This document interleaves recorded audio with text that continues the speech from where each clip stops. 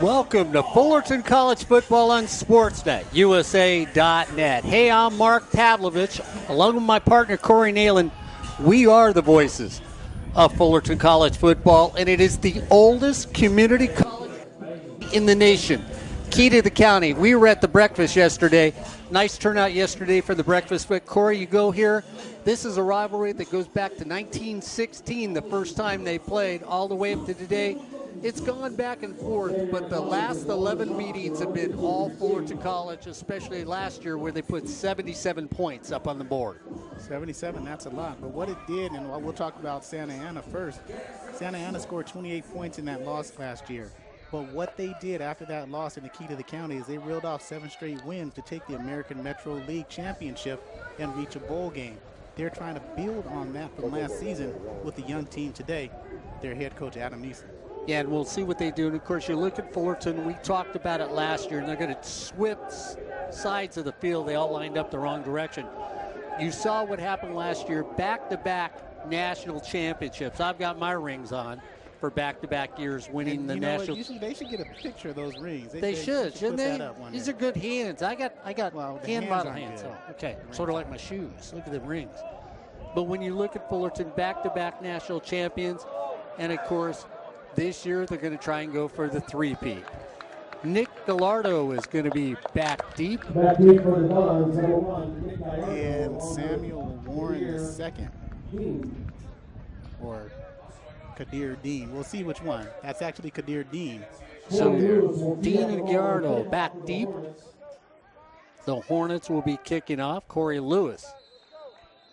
Kickoff for the Hornets. We're at Shapell Stadium here for the Key to the County game on Sportsnet, USA.net. Gallardo's going to take it at the 3. Looks at the 10. Up the middle. Almost sidesteps one. Crosses the 20. Down at the 22. Brought down swiftly by Jacob Allen. And when you look at the Santa Ana game, and you look at the quarterbacks that they have in, Connor Brown, of course, was a 4-star high school quarterback at one time over at Estancia High School. If he doesn't get hurt in his senior year, who knows where he might have gone to college.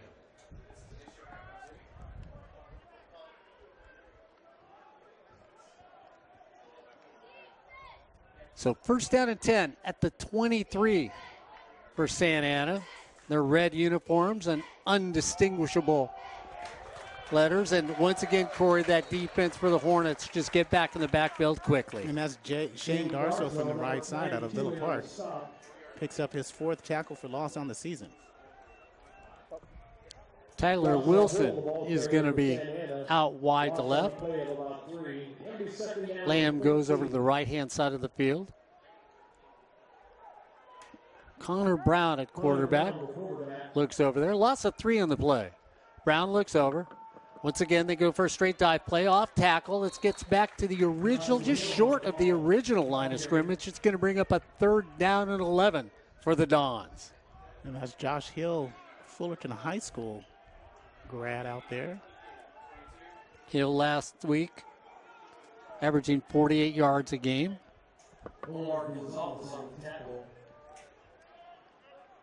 So Wilson stays over here. In the slot on the left-hand side is going to be Lamb. Brown at quarterback, Hill in the backfield. Big 3rd down and 11. Now they spread the offense and the defense just a little. Everybody goes in motion. Brown tries to go away from the pressure up the middle of the field. Gets hit right there. And beautiful coverage. He was trying to get Wilson on a slight little in-turn, Corey. There was no place to go for it for the simple reason you had Khalib Johnson covering him, just like you put a little butter on that bread with maybe grape jelly. Nobody's going to get to it. Depends on what type of bread. Yeah, okay. Yeah. Robert Downs, the 3rd. Picks it up, looks for an opening, tries to go to the outside, crosses the 40, gets a fence at the 50, down the sideline, cuts back in at the 25. Robert Downs, the 3rd, touches the ball once. Touchdown, Fullerton College. 63 yards for Robert Downs on the first possession of the game for Fullerton. Looks like we got a punt returner this year as well, taking over that role from Justin Manyweather as Robert Downs at 3rd, 63 yards. So he comes to the close side of the field, finds it, tiptoes down the sideline, goes back in, and takes it all the way to the house. Fullerton just deciding with 13:20 to go, they need to get on the board, and they do exactly that.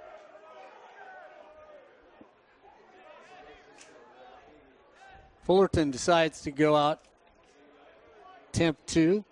Quinn Commons in at quarterback. Eckford, the running back. Commons turns, hands it to Eckford. Stops, can't get there, and Santa Ana knew that was coming, Corey. They had 9 guys on defense. Nonetheless, good start for the Hornets. So the Hornets up by 6 with 13:20 to go. Want to thank Miller Toyota of Anaheim. Just a little quick shout out to everybody, to Elite Sports. That's EliteSportsUSA.net. Company that makes fine apparel for those, uniforms, t-shirts. If your team uniforms are looking like they're on the disabled list, you need to go see our friends at Elite Sports, EliteSportsUSA.net.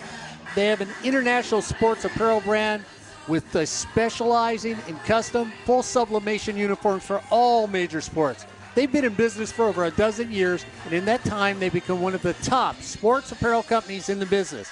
Huge stock, vast selection, unequal to anybody in the industry. So the next time your team takes the field, court, diamond, or maybe the ice rink, make sure the other teams know you mean business. Make sure you're wearing from EliteSportsUSA.net.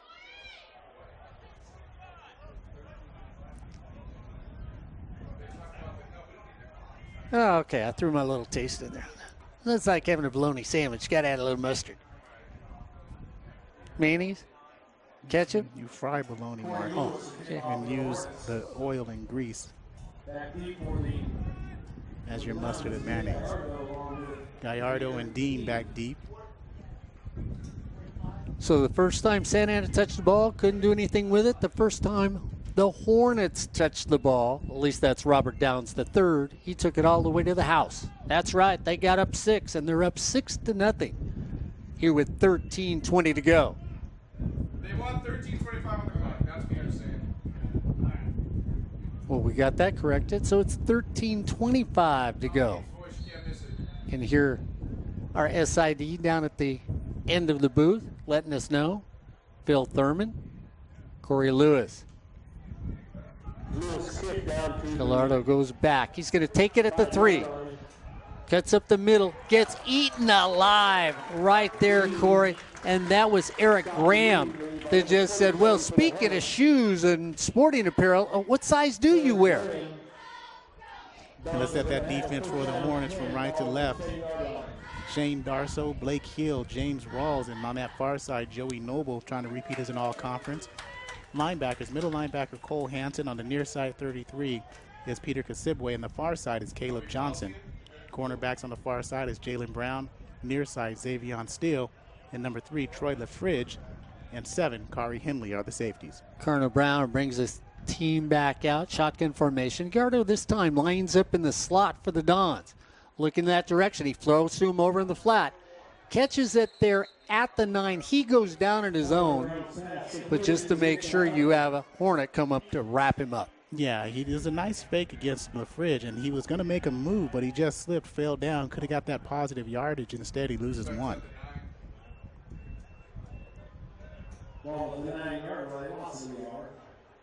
Kenneth Lamb now in at running back. So Lamb comes in at running back behind Brown.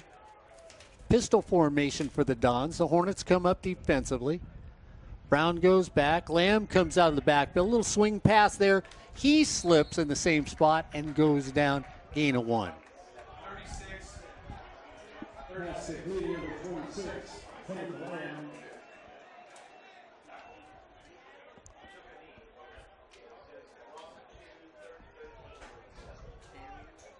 Third down, 13 for the Dons. Ball's 7-yard line.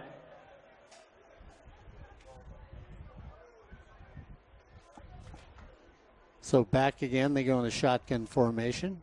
Corey Neyland trying to get me corrected on the air here. Brown just gets smothered in the end zone. That's going to be a safety for Brian Crook's defense. And that's a triple play by Hill, Darso, and Rawls. Now, if you guys are going to try and tell me it's 10 in a row, I'm going to have to, after the game, show you how it becomes 11. So here comes the safety, and look at Brown and Corey. He is met by a plethora of Hornets. Yes, he was. And it wasn't Darso. It was Noble, Hill, and Rawls. That interior line for Fullerton, they're picking up right where they left off last year as being a dominant interior force up front. So with 12:05 to go here in the first quarter, it's the Hornets 8, the Dons 0. You're watching Hornet football on SportsNetUSA.net in conjunction with Fullerton College TV. And it's nice, again, to have the TV department out here with us. We love home games.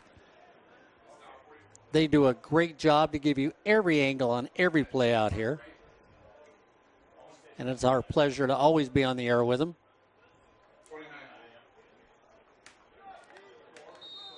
Nathan Shapell for the Dons. Back deep for the Hornets, Anthony Foster along with Jerome Johnson. Little short boot. Foster comes up. That's Johnson comes up and takes it. Looks at the 40. Tries to get through a gap. Almost there, but gets taken down at the 48-yard line. Johnson kicks the ball back to the 49-yard line. 44 on the tackle. Third with that punt return. Juwan Johnson might be faster. He's won the sprint title in Connecticut as a sophomore in the 100 and 200. And the key players on defense to look out for Santa Ana. Number 24, if you can see him, the safety, Edgar Molina, had a punt return, a punt block, and returned that punt block for a touchdown last week and an interception last week against Antelope Valley. Jensen comes in, co-player of the week for the Hornets. Comes in, fakes it, looks down the middle of the field, throws it right there. Knocked away on a good defensive play as Dennis Houston had it thrown behind him just a little across the middle of the field. Number 13, Dennis Houston, incomplete. Second down, 10. Santa Ana runs a 4-2-5 defense, so in their nickelback positions with Tepp, like we mentioned, Molina, and this other safety, Samuel Warren II, who had a touchdown interception return. Jensen looks over the defense, throws to Johnson. Johnson in the slot, picks it up, gets a gain of 7 on the play. So Juwan Johnson, the number 1 receiver for the Hornets, picks up 7 yards. It's going to bring a 3rd down and 3 for the Hornets right at the 44. Empty backfield. They throw it to Eckford, trying to get a few blocks. Tries to get there. Santa Ana is looking for a flag. Corey says there should be one, but there's no flag in the play. 1st down for Fullerton. Well, there should have been a hold because I couldn't figure out who held and tackled the Santa Ana cornerback to prevent the tackle. That should have been 10 yards the other way for the Hornets. Markel Raymond now, the speed burner out wide to the left. Sean Carter over here on the right-hand side of the field. Sean North in the slot. They go over to North. North looking to get a block. North takes it up, gets it up to about the 36. The other secondary members for the Dons are Brett Ferguson, the team's leading tackler, and Devontae Martin out there now. The linebackers are going to be Zach Toxis and Dan Nicolescu Jr. So they're going to call that a gain of 4. 2nd down and 6 for Fullerton, right at the 36. Jensen takes it down, pulls it up again, looks, throws for a back shoulder pass, and it's picked by Santa Ana, and Corey, as it bounced out of Sean Carter's hands right into the hands of the defender for Santa Ana. Yeah, and that's Loman Tepp, who both kept his eyes on the ball, and it hit Carter as both of them were jockeying position, hit Carter in the chest, bounced off of Tepp. Tepp kicked it up one more time and caught it. That's their 5th interception in 2 games, 4 interceptions last week against ABC. So Fullerton trying to run away with it here in the first quarter, and a beautiful defensive play by the Dons. You see the replay here, Corey. And, I mean, Carter's looking for the back shoulder pass, just can't haul it in. Yeah, there was no air under the ball. It was a line drive by Gresh. And so Jensen, a little bit on him with that pick. So Luke Wilson now is in the game, quarterback for Santa Ana. Luke Wilson went to Yorba Linda High School, where we're playing the game today. was noted for his high school career here at Yorba Linda. So Wilson in the game. Second down and 10. Drive it straight up the middle. A gain of 2 on the play. That was Joey Noble shooting in from the left side.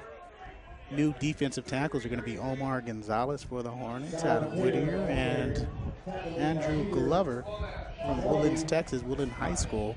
New safeties is Shola Inde and Reggie Whitfield. Wilson, 6 feet, 155 pounds. You look at him up here, doesn't look that tall when you look at him. Slender at quarterback. Big third down and 9 for the Dons. After a beautiful defensive play on their part, trying to find some offense. Rolls out, Wilson trying to find somebody open, just overshoots his receiver. And there was a late hit by the Hornets. That was Kari Henley who gets away with hitting the defenseless receiver. This is a possession that Santa Ana should keep in 15 yards down the field. That's 2 penalties missed by the officials today. So Robert Downs, the third, comes back in. Last time he touched a punt, took it back. Ball bounces. Fair game. Lay out. Almost blocked. Downs is going to look at it. Hits at the 35. Decides not to go after a wise choice on his part. It'll be first down Hornets right at the 37. We're at 9:56 to go here in the first quarter. A beautiful defensive play by the Dons. It's the Hornets 8.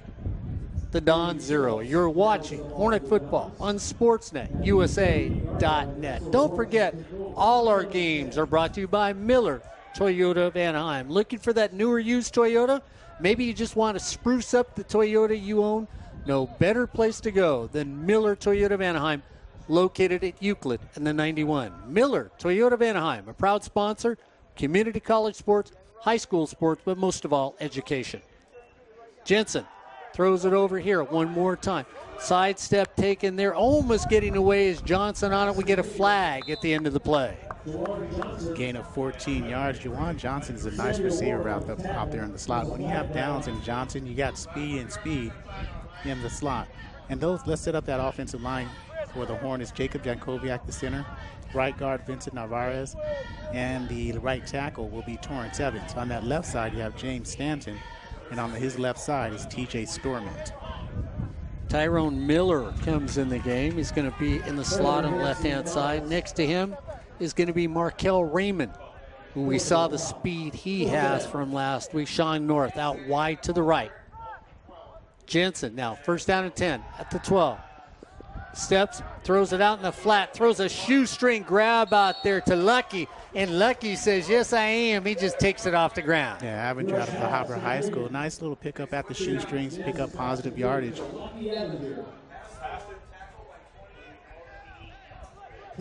Gain of 4 on the play. It's going to be a second down and 6 inside the 10 for the Hornets. Jensen once again looks over the defense, checks out of it. Avenger in at running back for the Hornets. Jensen looks over one more time. Raymond out wide to the left. North out to the right. Going over to Raymond. Raymond goes up, pulls it down. Touchdown Hornets. Markel Raymond is one of those nice receivers. That's his second touchdown. He had one last week for Fullerton. It was an 87-yard pass play from Jensen to Raymond and Markel. And Jensen hooking up one more time. So the Hornets once again have the offense clicking with 9:04 to go here in the first quarter. Watch it right here, Corey, on a really nice turnaround grab in the corner of the end zone. And that's the back shoulder throw or no-look throw pass that they were looking for on the opposite side with Sean Carter on the pick. Ball is spotted, kick is up, and the kick is good. So the Hornets dominating here in the first quarter. It's the Hornets 15, the Dons 0. You're watching Hornet football on Sportsnet, USA.net, in conjunction with Fullerton College Television Department. Let me tell you, we have a great time. We're going to be here for all the home games this year. Corey Neyland and I'll be on the road, probably doing audio unless we get permission. We might do a little video on the road. Hopefully we'll have video next week if it's Southwestern, but we'll see. We'll see if that happens. Don't forget, if the game's going on, well, Golden West College, that's right. the franchise. He's got the intern with him this week. Yeah, Sean LA. Haylock and Ron Osborne. Yeah, West LA, 1 o'clock kickoff. Look, can't they get up like we do early? They start a little late. What's wrong with these guys? I'm not getting up unless I have to. Golden West starting the season off 0-2 after their disappointing loss last week to San Diego Mesa. Lewis to kick off and back deep for the Dons, Gallardo and Dean. So Dean Gallardo is going to back up to the goal line. Looks for an opening. Cuts the middle. Tries to get up there. Gets across the 15. Pulled down from behind. And Santa Ana is starting deep in the hole to get down the field. So far, their quarterbacks really haven't had great field position. No, each possession has started inside their own 20. Anthony Foster makes the tackle on that play. As Asher Froh on one side and Kevin Robertson on the far side come in as defensive ends. And here's the depth that you were talking about on our ride over. What does Fullerton have as depth? We'll get the linebackers in just a moment. So once again, Luke Wilson. Oh, no, Luke Wilson now goes back in. Connor Brown comes back in the game at quarterback. I thought for a second Wilson would. Going to try running around the corner, trying to get a little dip right there at the 20. Hey, a nice gain of about 5 on a running play. And it really was one of those plays that Joshua Hill just had enough to get to the outside, Corey, and get that 5 yards. Yeah, linebackers are going to be Alan Giron on the near side. Ryan Simpson is a middle linebacker. And also on the far side is Jaden Gardner. So Gardner's a middle linebacker. Simpson is a far side, weak side. Or excuse me, strong side. Hill stays in a running back next to Brown. Brown looks back, throws it over in the slot. Nice little there. It's going to be short of a first down. They should mark it right at the 25. Looks like that was Tyreke. So it was Wilson that made that. And that was Whitfield on the tackle. Jalen Brown on the stop. 4th down and 2. Gallardo comes out here wide to the left-hand side of the field. Joshua Hill still the running back. Brown at quarterback. 3rd down and 2 for the Dons. The Hornets come up tight, looking like they're bringing everybody. Brown hands it up to Hill. Hill dips, tries to go off tackle, and can't find any opening right there. Yeah, there was absolutely no room. Gardner comes up and fields and meets him at the line of scrimmage to stop him short. We also saw number 39 in blue, Max Massad, come in there and then field as well. That brings up 4th down to Santana.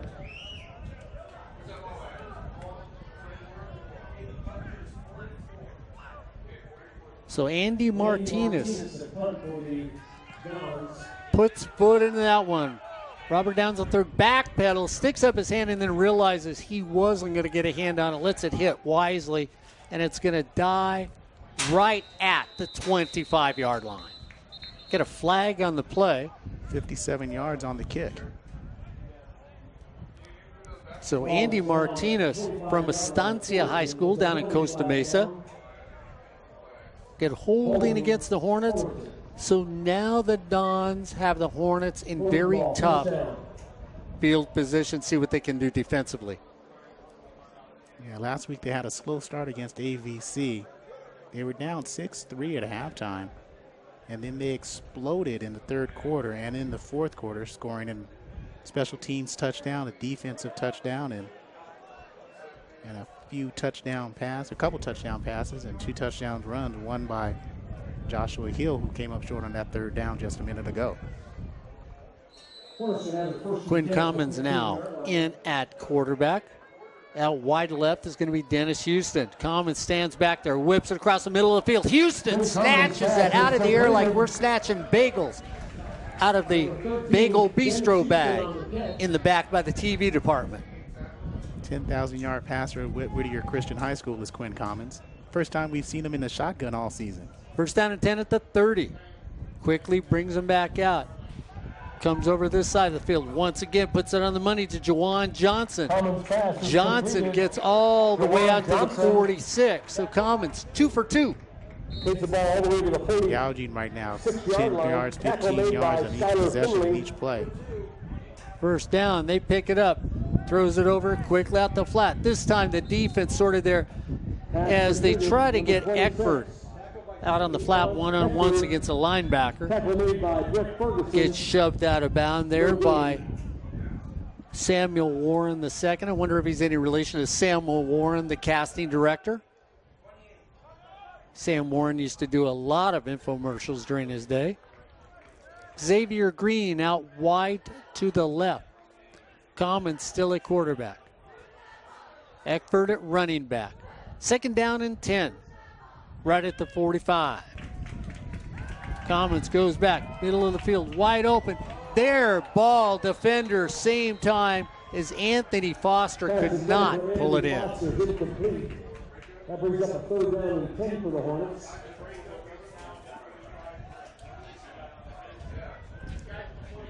Third down and 10. Robert Downs, the third, comes in for the Hornets.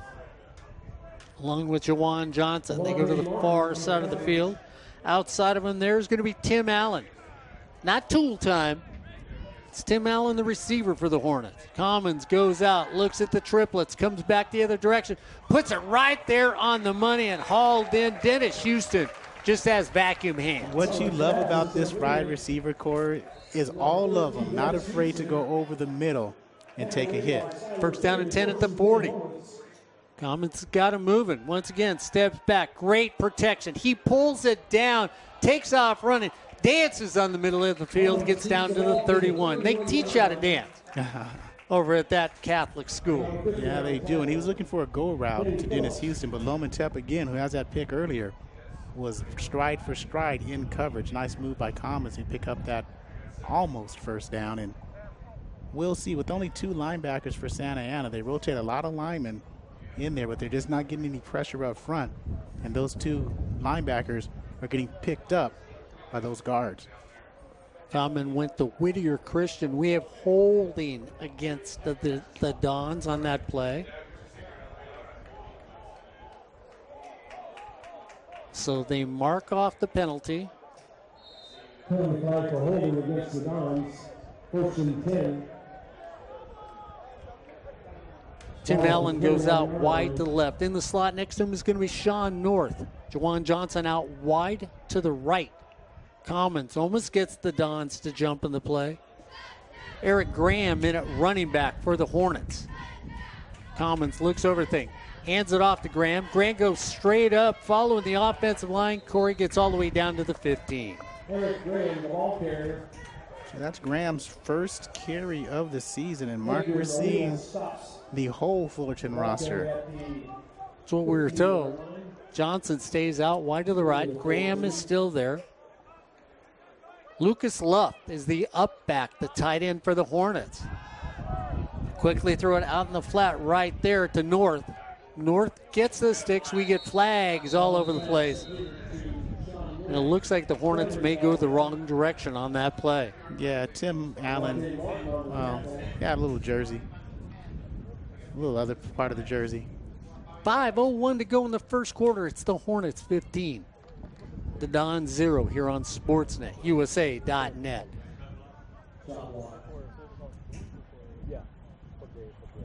So he started high, Mark, and finished low, and that's why they get the chop block from. So we're waiting for him to mark it off against the Hornets. So they're going to move it all the way back to the 29-yard line. So it's going to be about a 2nd and 18 for the Hornets. Hey, look at that. Did you hear? That's what they said down there. That shows you math at Cal State Long Beach.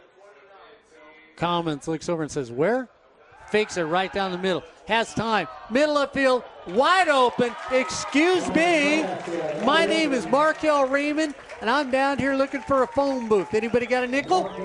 As he scores a touchdown for the Hornets. And Markel Raymond and Tyrone Miller did an excellent job of the route. Tyrone Miller, the tight end, did a deep square in, allowed Markel Raymond to go on a streak route. The zone defense for Santa Ana, here's the replay here. As you see, the cornerback thought he had help from the safety on that corner. He did not. Safety bit up on Miller, came up, Raymond in for an easy 6. Get ready for the point after. Ball is spotted, kick is up. And that kick is good with 4:40 to go in the first quarter.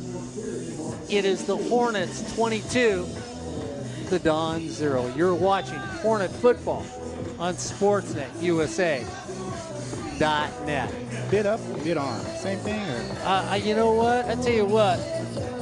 You know, if you look great, well, you hope you play great. If you're looking for uniforms and your team uniforms are not looking like they should, you need to go see EliteSportsUSA.net.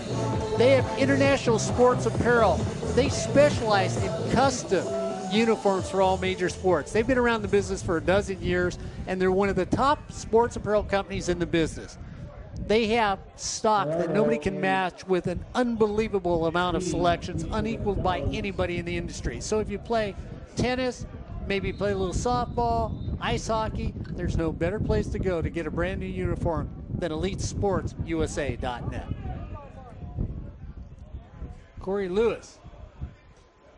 Big, high floater. Fair catch, signaled for, taken into the end zone. And Corey, wait a minute, I'm a little confused on that. You had the D-man signaling for a fair catch. If he catches it, the ball is down where he catches the football. You know, that's not the first time I've seen where they called for a fair catch and they bring it out to the 25-yard line, even not in the end zone. I've seen that a couple times this year already. Okay. A little surprised by that. And I thought, wait a minute, what's that? So Lamb comes in at running back once again.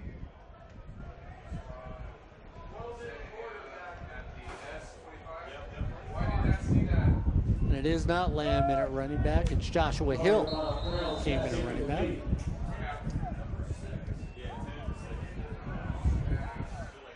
So Connor Brown back in the game. Connor Brown went to Estancia High School at 4,000 yards as a high school quarterback. It is Kenneth Lamb in at running back. So Lamb is in at running back now for the Dons. Second down. Hand it off to Lamb. He gets to the corner, steps up, looking for a block, gets out across the 30, all the way to the 34. Nice pickup by Lamb. Just a little short of the sticks. Came into the season, 12 carries, 37 yards, brought down by Desmond Talley on the right side at that corner position. Wilson to the far left. Lamb stays in a running back. Brown at quarterback. Third down and about a half a yard for the Dons. Got to be a little bit creative here if you're the Dons. Last time they were in this situation, they ran an off tackle to the right side, stuffed. Gallardo out wide to the right for Santa Ana. They run the option play, give it to Lamb. Lamb's got to get up there, puts his head down, crosses the 35, first down for the Dons. And you like the team speed by the Hornets. Blake Hill and James Rawls, those are defensive tackles, Mark, coming out and filling. Asher Froh was there as well. They slide well. So Brown at quarterback, Lamb at running back. Out wide to left is going to be Wilson. Out wide to the right is Gallardo. That's their first down and 10 at the 35. Their first down. Brown trying to get the Hornets to jump. Lamb goes right off a center. Corey, and he's lucky if he gets back to the line of scrimmage. And it looked like Joey Noble was across that line real quick. James Rawls on the stop. So once again, Wilson out to left, Gallardo out to right. Lamb stays in at running back. Brown at quarterback. Second down and 11 for the Dons. Brown looks back over the sideline. Hornets just staying with a basic defense against them. Nice little 4-3. They'll see if that works against him. Brown taking his time in the backfield. Backs up just a little. Gets in a pistol position. Now for the Dons. Lamb right behind him. Second down and 11. Brown goes back, looking for protection down the middle of the field. Overshoots his receiver. And really, him and Gallardo were not on the same page on that pass. Well, it's the pass rush by the front four, Mark. Brown had two receivers in the route. Gallardo in the slot looked like he was doing a little curl route. And it looks like it was Dean up top doing a go route. The pressure forced him to make a quick decision. He wanted to go deep, but he decided he wanted to go quick to Gallardo up front. And neither one was near the ball. Dean now over here on the left side of the slot. Wilson outside of him on the left side.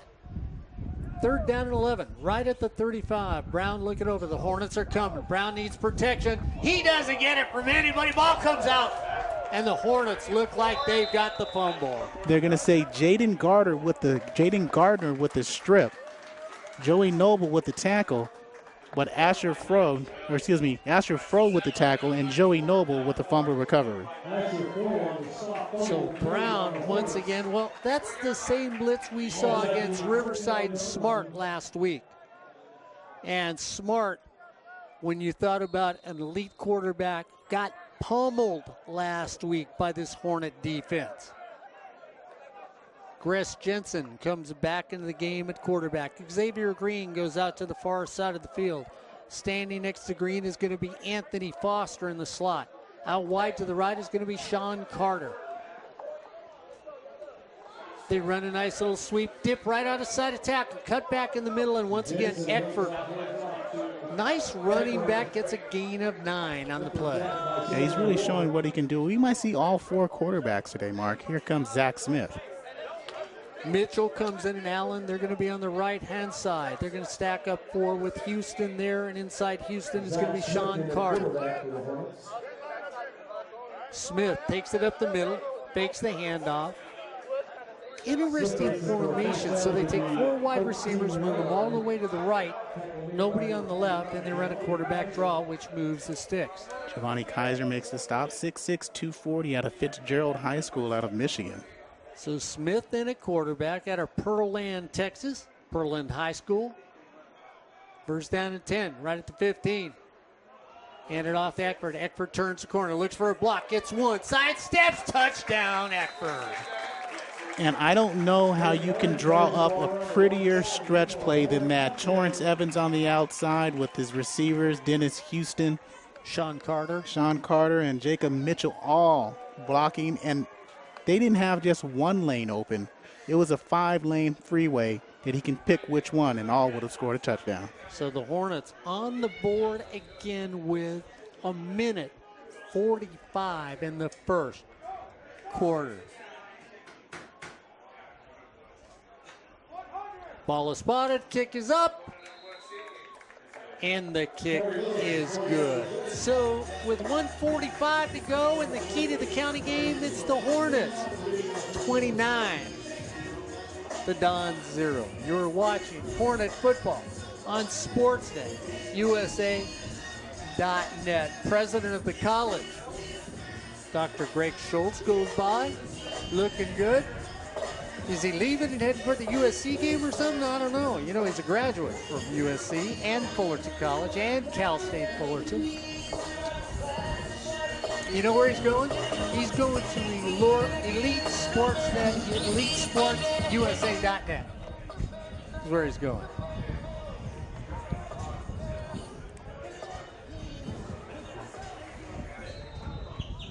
He's going to pick up his shirt, and then he's going to Miller Toyota of Anaheim, and then he's going to stop and pick up some bagels on the way back from the game. Man knows what he's doing. So does Corey Lewis, who's going to kick the ball up. He says, I'm getting tired, guys. Field goals, kickoff. I'm a big man for a kicker. Corey Lewis sort of built like Corey Neyland. 6'2", 280. Signaled for a fair catch. Now they're going to call that a how do you call that a touchback? Safety, Mark. It's one of those safety regulations they have this year with the kick returned. Okay, so the rule is if I signal for a fair catch, the ball is down as soon as I catch it, and it goes to the 25. Yes. Okay. You see the crowd here at Fullerton College, or Yorba Linda Shapell Stadium, the Fullerton College side. Nice turnout. Enjoying the key to the county. Key to the county, you said, started in 1960, played on Turkey Day. That's it. The Turkey Bowl. Luke Wilson back in at quarterback for the Don, trying to get some started. Connor Brown thought he did. Wilson goes back, throws it out in the flat. Nice little pitch and catch. Turn the corner, first down for the Don. I like Josh Hill. Even when he was at Fullerton High School, you see the type of explosion he has. He can catch out of the backfield. He can run between the tackles. He's one of those guys that you like on your team and can be a difference maker. Hill catches the ball, comes out of the game. His 4th reception of the season. Gallardo comes in, stands here, far side of the field. Wilson, the other wide out. Luke Wilson at quarterback. First down and 10 for the Dons at the 35. Luke Wilson says, let's try it again. He does. Pitches. Miss. Almost a step away at the 41. Good tackle. Good fake. Better tackle. And that tackle was made by Max Masad. Nice gain of 6 on the play. Second down and 4 for the Dons. Across the 40. Wilson looks over, trying to get an answer on what they can do over there. Gallardo looks over. Wilson looks in his direction. Hill in the backfield. Second down and 5 for the Dons at the 41. Run the option play. Give it to Hill. Hill looking for some opening. Turns there. Gets hit right at the stick. See where they mark him down at. That's going to be a first down. Good option play. Get to the outside. Fullerton bit a little bit. That allowed Hill to pick up 6. Corey will reset the defense. Let you know if they're changing anybody out like they are in the offense here. Yes. Near side linebacker, you can see number 53 out there. That's Levi Adams. 37 on the far side is Dre Major. First down and 10 at the 47 for the Dons. Wilson says the running play is working. Trying to, just can't get back. As you backpedal on this turf, you're going to go down. Taken down by the Duke Kakiva. Stop, number 44, 6 feet, 250 out of Honolulu. You see the replay, and Kakiva makes the stop in the backfield.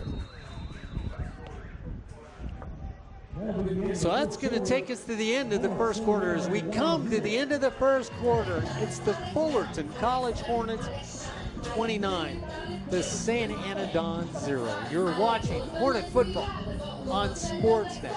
USA.net. You look at what's going on right now in the National Division of the Community College, California Community College football teams. Corey, well, Fullerton College in the National Division, number 1. As you see the Fullerton dance team, we're seeing if they had that graphic for the Community College football poll, the SportsNetUSA.net. You didn't let me finish up because Community I was College number football 1 poll. in football poll, but who's number 1 on the field right now? Dance squad has been number 1 in the nation, more than one. Didn't let me get my transition in there. Jumping the old guy a little too fast. Okay, wait a minute. I said Corey Neyland and fast at the same time. You said National Division. Come on, you can't fool me. So you had Fullerton College number 1?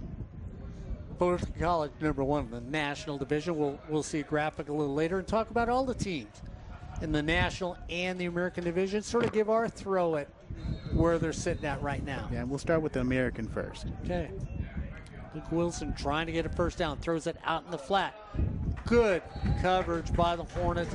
Back to the original line of scrimmage. Brought down by Julian Hess out of Centennial High School. Hess is on the far side. Jalen Brown the near side. Troy LaFridge is still the starting safety, number 3, and his running mate on the opposite side is Jaquan Hutton. Hutton out of Mount Carmel High School in Chicago. Alvarado out wide to the left. Dean out wide to the right with Gallardo in the slot next to him. Wilson looks over. Hill steps up next to Wilson. Third down and 12 for the Dons. They hand it off right in the middle. Draw play, no place to go. And Corey, no matter who's in there, Levi Adams was all over that play. Yeah, and then the safety, Jaquan Hutton. Now, Mount Carmel, I want to say that's a good basketball school. High school in Chicago. Sean North will return the punt from Santiago High School. Speedy guy back Eddie there. Martinez back to punt for the Dons. Blocked! Flag, and I thought I saw a flag on the play, but it wasn't. Ball picked up. Touchdown, Fullerton College.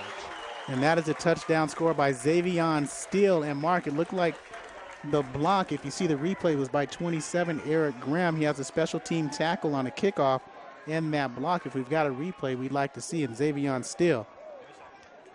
Xavion Steele out of San Jacinto makes the score here. As you see him score, that's the first special team, well, second special team touchdown of the season. The first came on a punt return earlier in this game.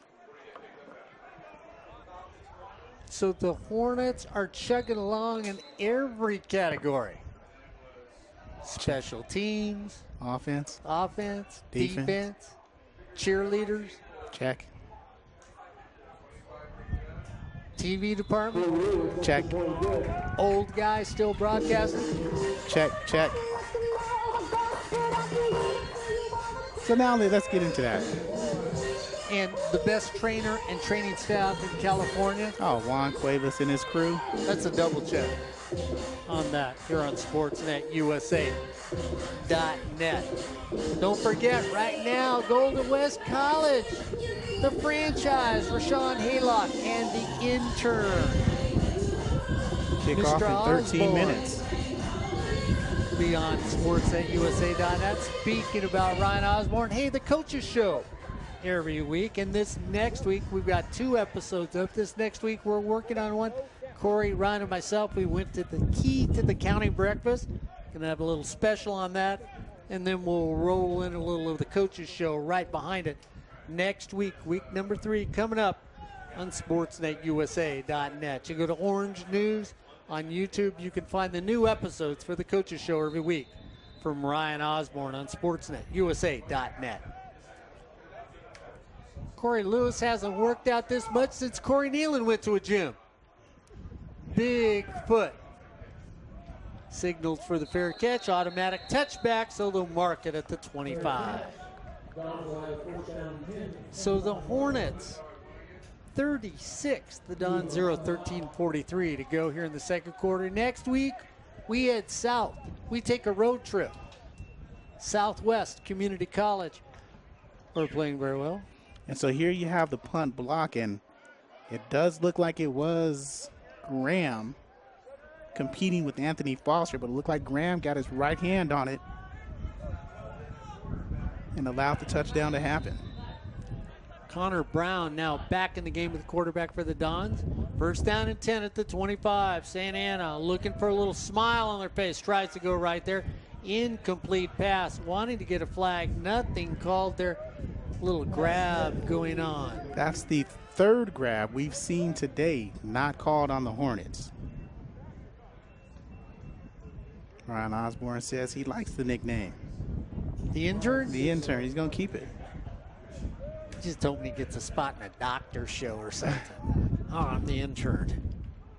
I'm not that sick, thank you. Connor Brown looks over right now and says, I'm looking for somebody to cure the illness right here with the offense. Goes down the middle of the field, throws where nobody's at, incomplete pass. Blanket coverage by Hutton. Gallardo couldn't get open in the slot. Man-to-man coverage by the Hornets doing a nice job. There's been no pass play longer than 7 yards. Ryan Crook's defense has been smothering today. Sort of like when you put that chicken on chicken and gravy, you know, chicken and dumplings. You just put white stuff on there, then you call it gravy. That's what Ryan Crook's defense is doing right now to Santana. Almost picked up. And there's another late hit by the Hornets not called. Jalen Brown climbed the ladder, Corey. Oh, yeah. He almost came up with his first pick of the season.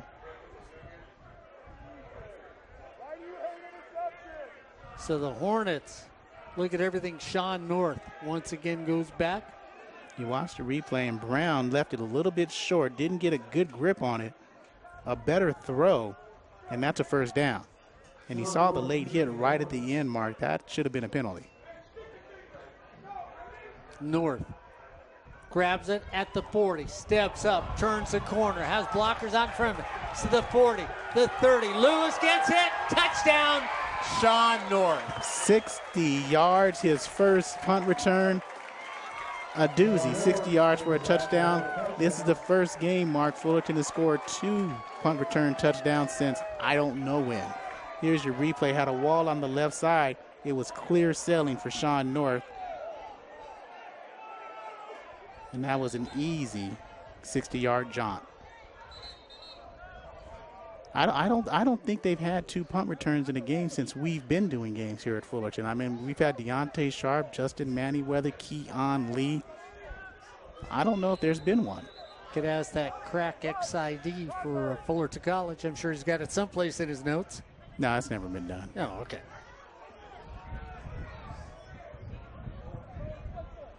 And if it has been done, all you Fullerton College Hornets, once a Hornet, always a Hornet. If you know it's been done, let us know. You can reach Mark at SportsNetUSA on Twitter and me at SportsNetUSANet.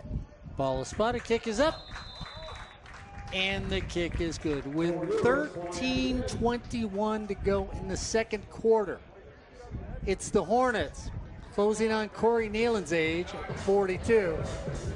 The Don 0 here on SportsNet USA.net.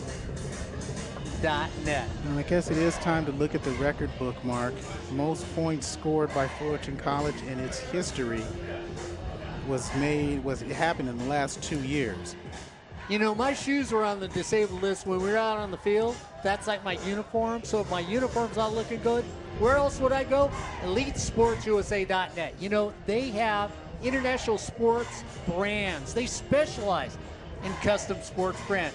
They have the full sublimation of uniforms for all major sports. They've been in business for over a dozen years, and they're one of the top sports apparel companies in the business. Their stock, well, it's huge, sort of like you and Joseph standing next to each other, with a vast selection that nobody else can touch because they've got such great stock in there. So the next time your team takes the field, the court, the diamond, or the rink, make sure your team looks better than anybody else in the business.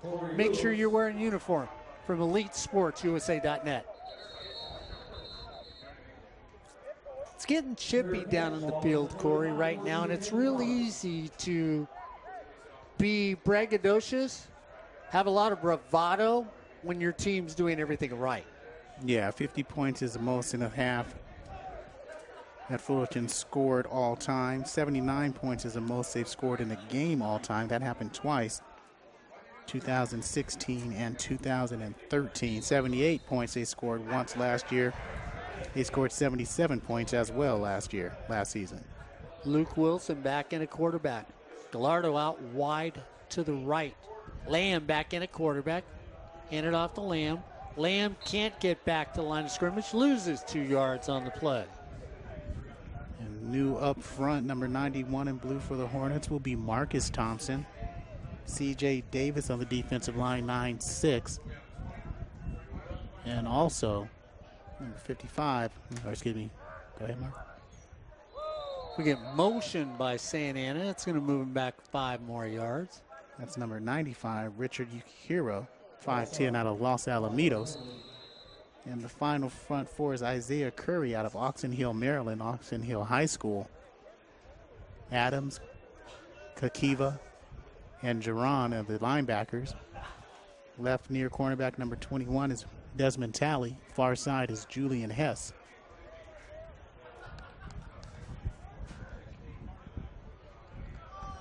So Wilson rolls away, looking to throw across the middle of the field, puts it on there, but everybody in the defense is tracking down the offensive players as if it really is a fox and hound hunt right about now. Yeah, there's a penalty on a field, Mark, and this is the third and fourth units for the Hornets. Safeties are Hutton and Kari Henley. The only starter in the game is Kari Henley.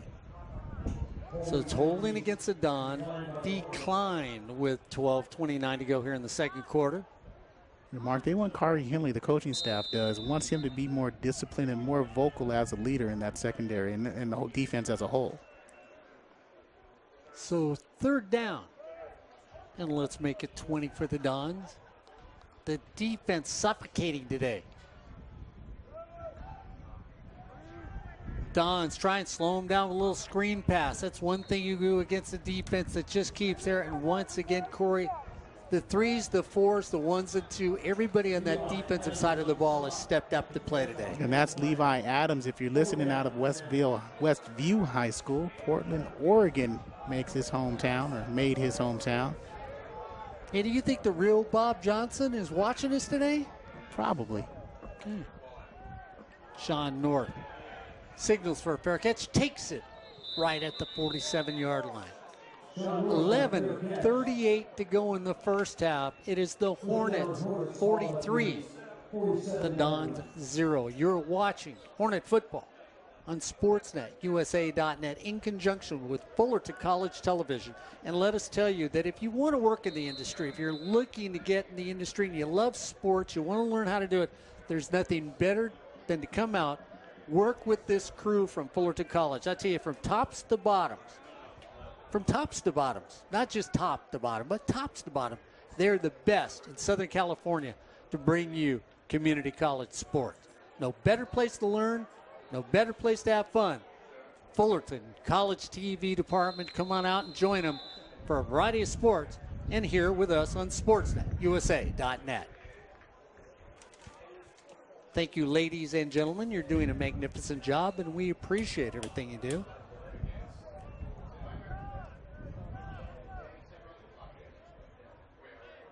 So the Hornets get moved back on a penalty.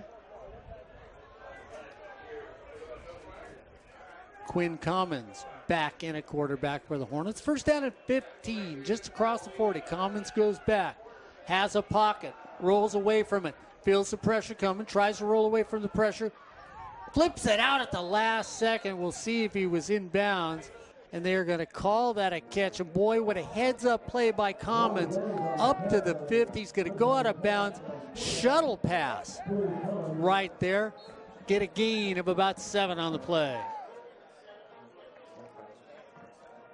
Eckford still in at running back. Out wide to left is going to be Dennis Johnson. Johnson with a pair of hands just all the way. Commons at quarterback.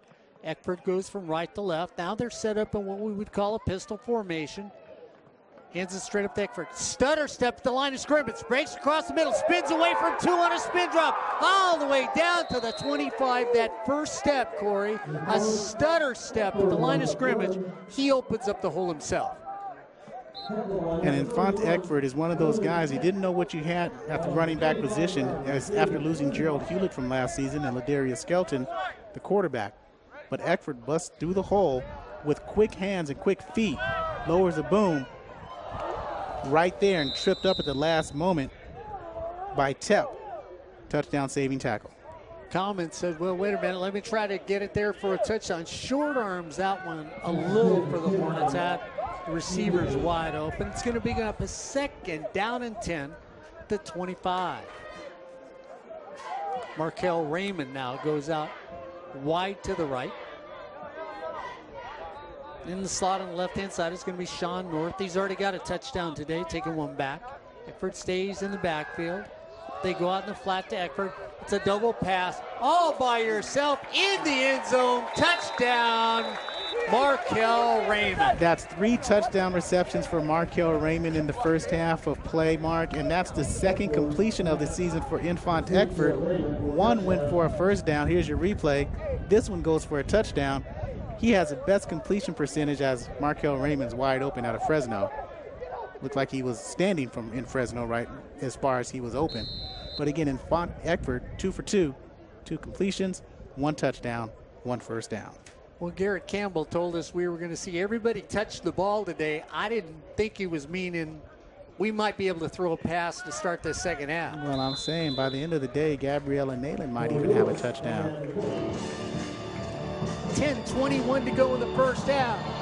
It's the Hornets 49, the Dons 0 on SportsNetUSA.net. And that's a record, Mark. 50 points in the first half equals their career record. So we've got a record for the Hornets for points scored in the first half. Corey Neyland's going to go down and tell Phil Thurman that a new record was set.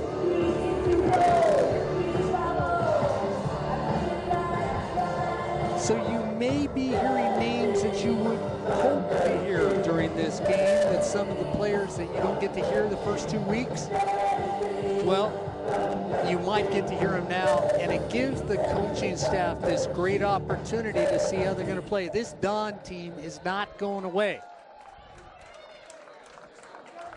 It's the Hornets 50, the Don 0 here on SportsNetUSA.net. Lewis comes in. Big foot by the left footer. Taking their drop at the 3. Turns the corner, and Dean took off running and went into the end zone. They're going to call it a touchback. So Dean thought he could pick it up, take it off. Ball gets into the end zone. They're going to spot it right at the 25.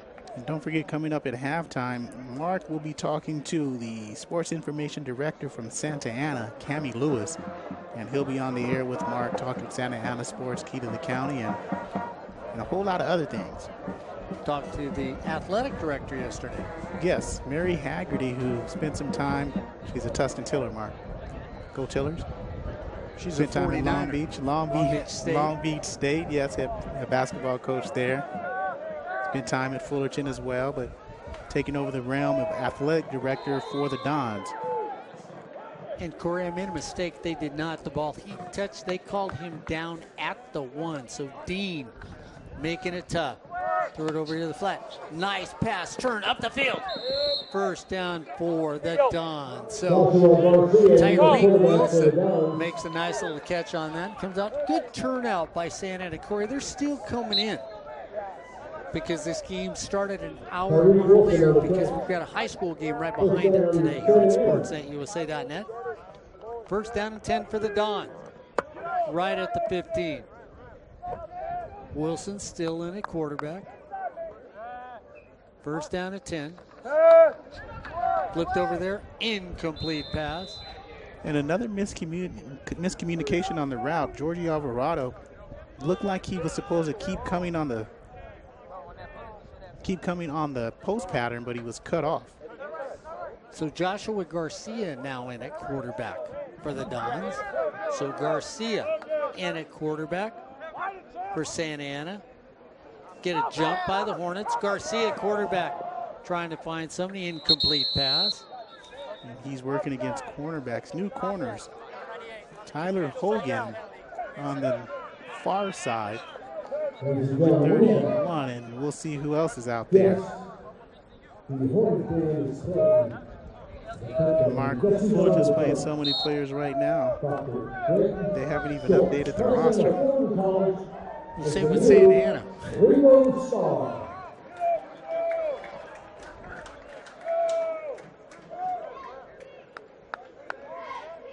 So Garcia now in a quarterback for the Dons. High snap. Garcia rolls away, tries to find somebody open. Does that at the 30. He's got blocks at the field. Stops. First down, Dons. Nice play by Garcia. Keep his composure and hit Gallardo out there on the far side. First down and 10 at the 35. So you see the snap over his head. Good job of creating and maintaining composure. Gallardo with a nice outstretched catch. Offside by Joey Noble. There's a flag, free play. Brings him down. But that's going to be all for naught. As Joey Noble jumped, froze himself in the neutral zone, and then kept going. Corey's teasing me here, isn't he?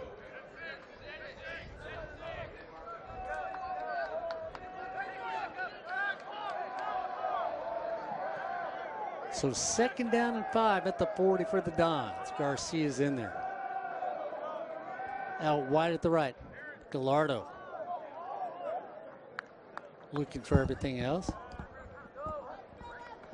See, it goes back, throws it out here. Trying to get a double pass, trying to get away from it. Nick Gallardo is just swallowed up in the backfield. Flag on the play. And here's the thing, Mark, that they should pick that flag up because that's just a frustration by Gallardo. He was not frustrated and throw the ball at the Fullerton player. He was upset by his receiver mate, Tyreke Wilson. It wasn't a double pass. He just didn't block. And Gallardo was upset that he just gave up on the play, got up and flung the ball. Unfortunately, it hit a Fullerton player. That flag should have been picked up. And you don't march that off. So they're going to move it back. It's going to make it a second down and about 24 for the Dons. Second and 24. Garcia looking things over, goes back. Throws it right there on the dime to Tyreke Wilson. Ball comes out. They call it a fumble. But Santa Ana's going to come up with it. So Wilson catches it, takes 2 steps, and they called it a fumble on the play. Well, it looks like they had it, the Fullerton defender, I can't tell who that was, had the ball and was stripping it while he was maintaining it, corralling it. And they did call a catch, but luckily the Dons maintained possession. Third down and 15, right at the 30-yard line. Garcia looks over. trying to find something, trying to get the team to feel like they're still in the game here. Run it up the middle, taken down right across the 30, down at the 31. So Santana's going to punt it away.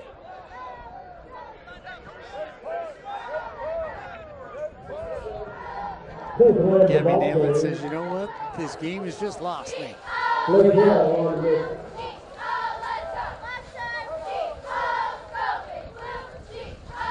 High, clean kick. North going to back up. Takes a bounce in favor of the Dons. The Dons are going to touch it down.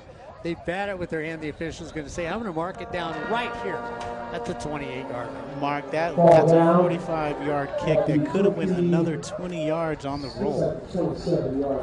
And Edgar Molina batted it down at the 32. 7:13 to go in the first half. It's the Hornets 50, the Dons 0 here on Sportsnet, USA.net. Hornets come on out. Zack Smith now in at quarterback for the Hornets. So Smith. Zack Smith in at quarterback for the Hornets. Moore in at running back. Smith keeps it himself, goes up the middle, stays on his feet after faking it to Moore, gets across Zack the Smith 40. carries the ball across the 40. First down. First down for the Hornets. Moore goes out wide to the right. Smith goes in a shotgun formation, first down and 10. Throws it to Moore on a little flanker screen. Moore keeps it himself, gets away from one, stays on his feet, gets across all the way down to the 43. Jair Moore, he's one of those guys. He comes in with the second or third unit, maybe the fourth unit, but he's at a Bishop Ridge High School in Texas. He's one of those guys who can start pretty much any other community college. Xavier Green out wide to left. They hand it off to Moore. This time Moore gets taken down for a loss on the play. That's Brett Ferguson, who shoots the gap. He's one of those 5 defensive backs. He leads the team in tackles and brings him down for his second tackle for loss this season. Loss is 7 on the play. It's going to make it a second down and 17 for the Hornets, almost at the 50. Wholesale changes. Eckford comes back in the game. Dennis Houston goes to the far right side of the field. In the slot on the left-hand side is going to be Jawan Johnson. Smith stays in at quarterback, goes back, pulls it down himself, needs to get a block. It's a great block by Eckford. Smith cuts back against it, down to the 30, and Eckford throws a heck of a block in the middle of the field. That's what a running back should do. Here's your replay. And there's the block. There's a pancake by Eckford, as you saw the tail end of it, and Molina grabs a jersey and brings down Smith. First down and 10. Once again, Smith says, I'll go up again. So running quarterback in the game, you look at Zack Smith out of Pearlman, Texas, Pearlman High School. Threw for over 4,000 yards his senior season, 55 touchdowns, also played baseball. Smith looks over. Out wide left is going to be Tim Allen. Robert Downs the third inside him on the left-hand side. And then you throw in a little Jawan Johnson just for fun. 3 wideouts on the left. They go over there. Johnson takes it, looks for a block, sidesteps one, gets away for another from a change of wardrobe, and says, I'll go down after a gain of 3 on the play. Yeah, the relay team for Fullerton right there, all 4 of them. Johnson's probably the anchor leg. First down, Hornets. Stack 4 to the same side. They go to Eckford. Eckford says, well, I want to be part of that team too. Stays on it, takes the baton at the end, and almost gets to the finish line. 4:52 to go. I'm sorry, Corey, in the first half.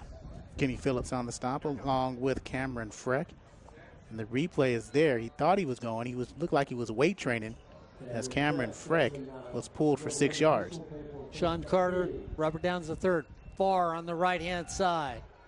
They look, they run. They decide, I'm going to head for the pylons. Almost getting in the end zone. A nice hit on Zack Smith when he thought he had a touchdown, but knocked out at the 3. Samuel Warren, the second out of Yorba High School in Aurora, Colorado. He had a touchdown last week against ABC. First and goal. Straight up the middle, touchdown, Moore. And that's Jair Moore. I think that's his second touchdown of the season. Yes, it is. And that is a record. The 2018 Fullerton College Hornets team has a record as he just scoops through the hole untouched. 56 points in a half in their illustrious 103 years. Is that 103 years? 105? How old am I? I don't know, 112? I don't know. I was the first one that ever signed up to go there. So, well, how old was I then? Ball is spotted. The kick is up. And the kick is good. With 4:29 to go in the first half. It's the Hornets 56. The Don 0 here on Sportsnet, USA.net. You know what's running through both our minds? Centurial year? Is that like, what was that word this morning? Is that like what? I don't even remember. Go ahead. What was that word you were using today? That's like doing, washing your face with 8 tentacles. Is that octopreneurial? So what's to remind you of? You know, if this was a high school game. Running clock. Running clock.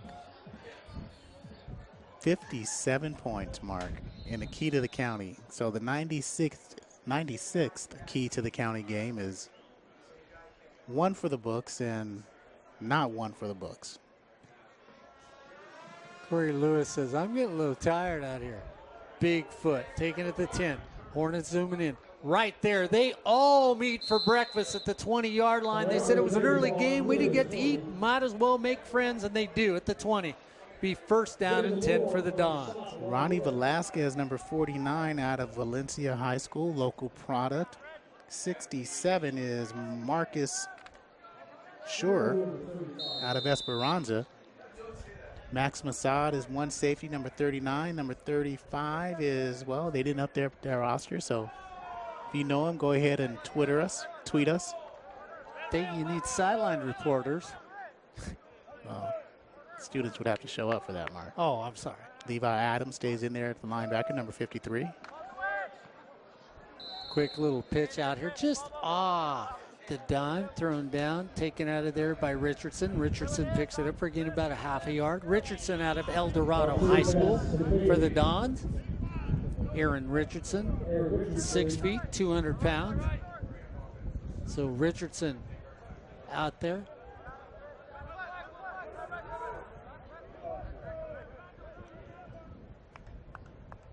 So the Dons looking for any combination to get anything. Here comes the pressure. Quickly throws it, almost intercepted.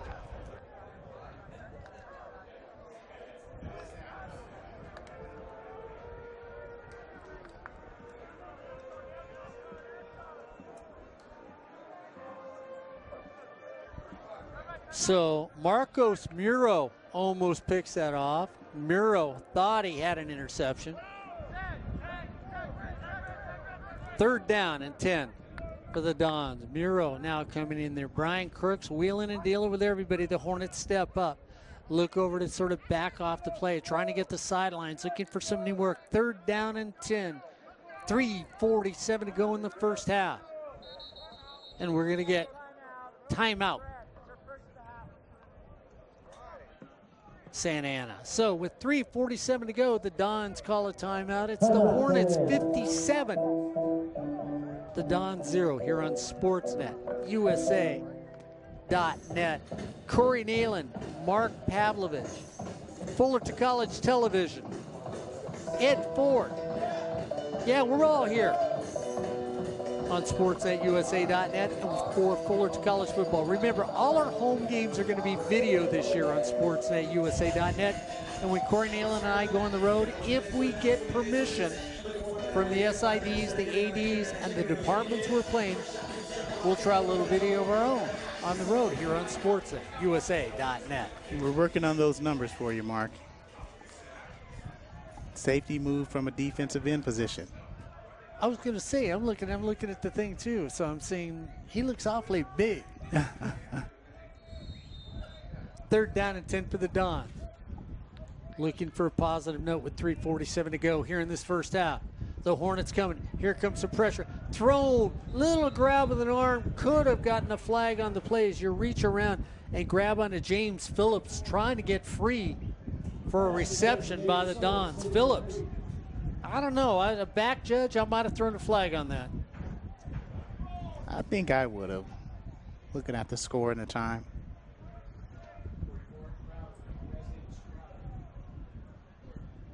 So the Dons, as the wind picks up here at Shapell Stadium. Have a false start. Gunner left a little bit too early. Sean North already has returned one today here on SportsNetUSA.net, along with Robert Downs III. Off the side of the foot. North says everybody gets away. It's going to go out of bounds. We'll see where they spot it at. They're going to spot it exactly where it went out of bounds at the 47-yard line. 3 minutes, 34 seconds to go in the first half. The Hornets 57, the Dons 0 here on SportsNetUSA.net. At halftime, the SID from Santa Ana College. Cammie Lewis will be with us. Got to talk to the AD yesterday. The key to the county breakfast on SportsNetUSA.net. That'll be on the coaches show coming up in a week. Ryan Osborne, myself, Corey Neyland, we were all out there.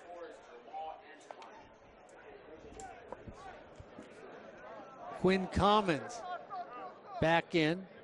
Eric Graham, the running back. I formation for the Hornets. Graham, the deep set back. First down and 10. They hand it off to Graham. Graham hits off tackle. Gets across the 40 down to the 38.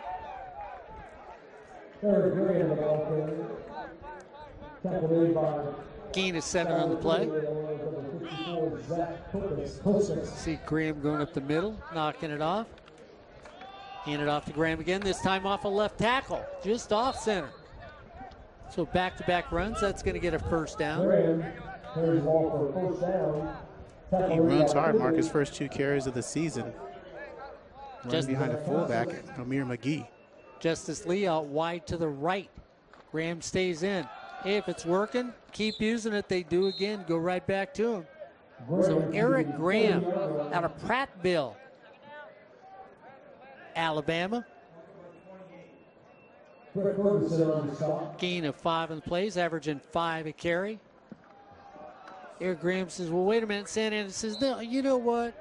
Fool me once, shame on you. Fool me twice, shame on me. Fool me the third time, I'm upset. Nah, it's not happening again. Nicolescu on the tackle.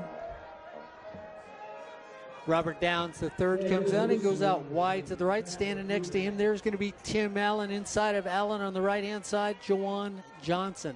Out wide left, Dennis Houston. Commons at quarterback.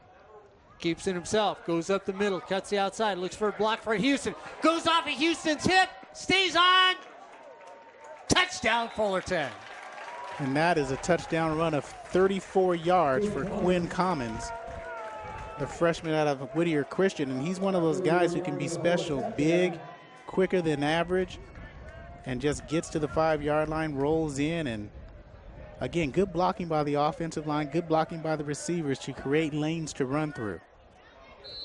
And a nice job of staying on the block without holding. So we're at the 2-minute mark here in the first half.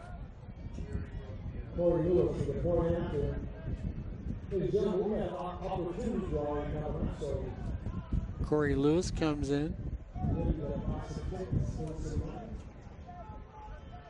Ball is spotted, kick is up, and the kick is good.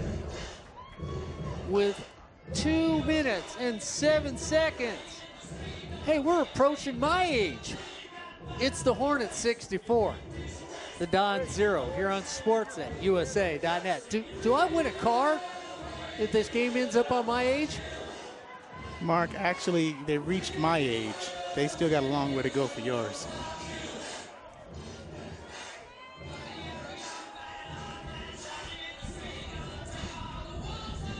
Yeah. Thank goodness you're driving.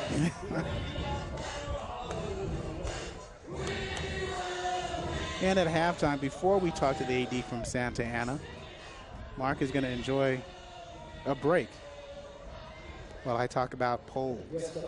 And all the highlights. And I'll keep you busy for at least 20 minutes. Back-to-back weekends, Corey Neyland talking at halftime. Miracles do happen, don't they? Yeah, but I might not be here for the third quarter. Corey Lewis says, that's right, you're going to be my uniform kicking for me. My leg's wearing out. Lewis. High kick, middle of the field. Taken by Zack Smith. No, that's taken there by Dean. Dean stays on his feet and goes to the outside. So Dean gets a nice little run back over the 30 to the 32. Good field position for the Dons. And most points scored in a quarter for Fullerton. That's a record as well.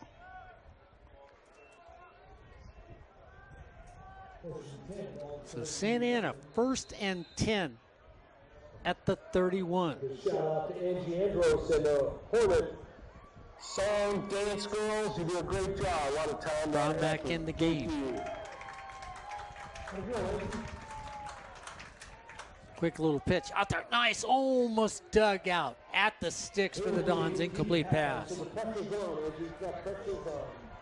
So Tyreke Wilson out wide to the right, looking for a little action coming his way.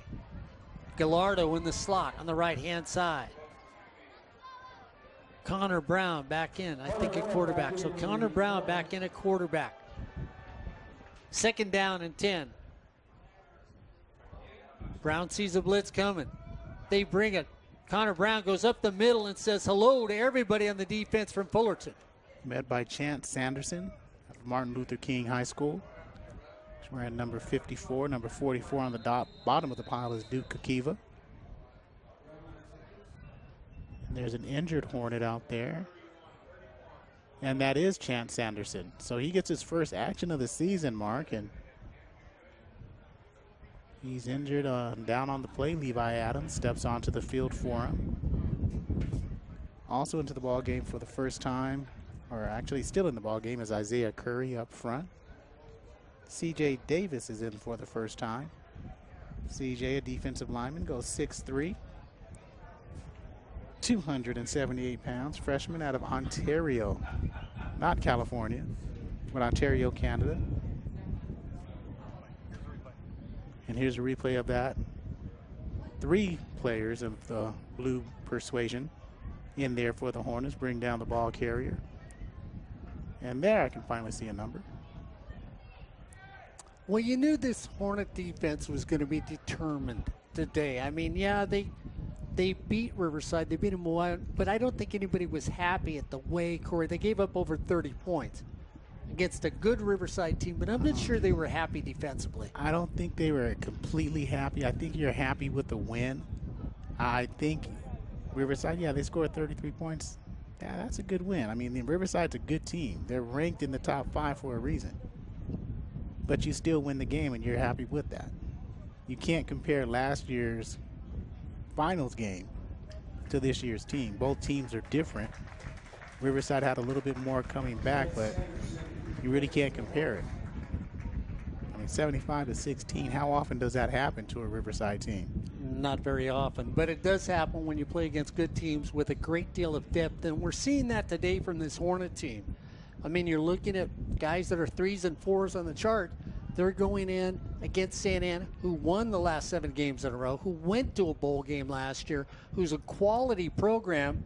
And the next thing you look at, they played well in this first half. So, you know, you look at it and you say to yourself, there is depth on this team, to say the least, for the Hornets.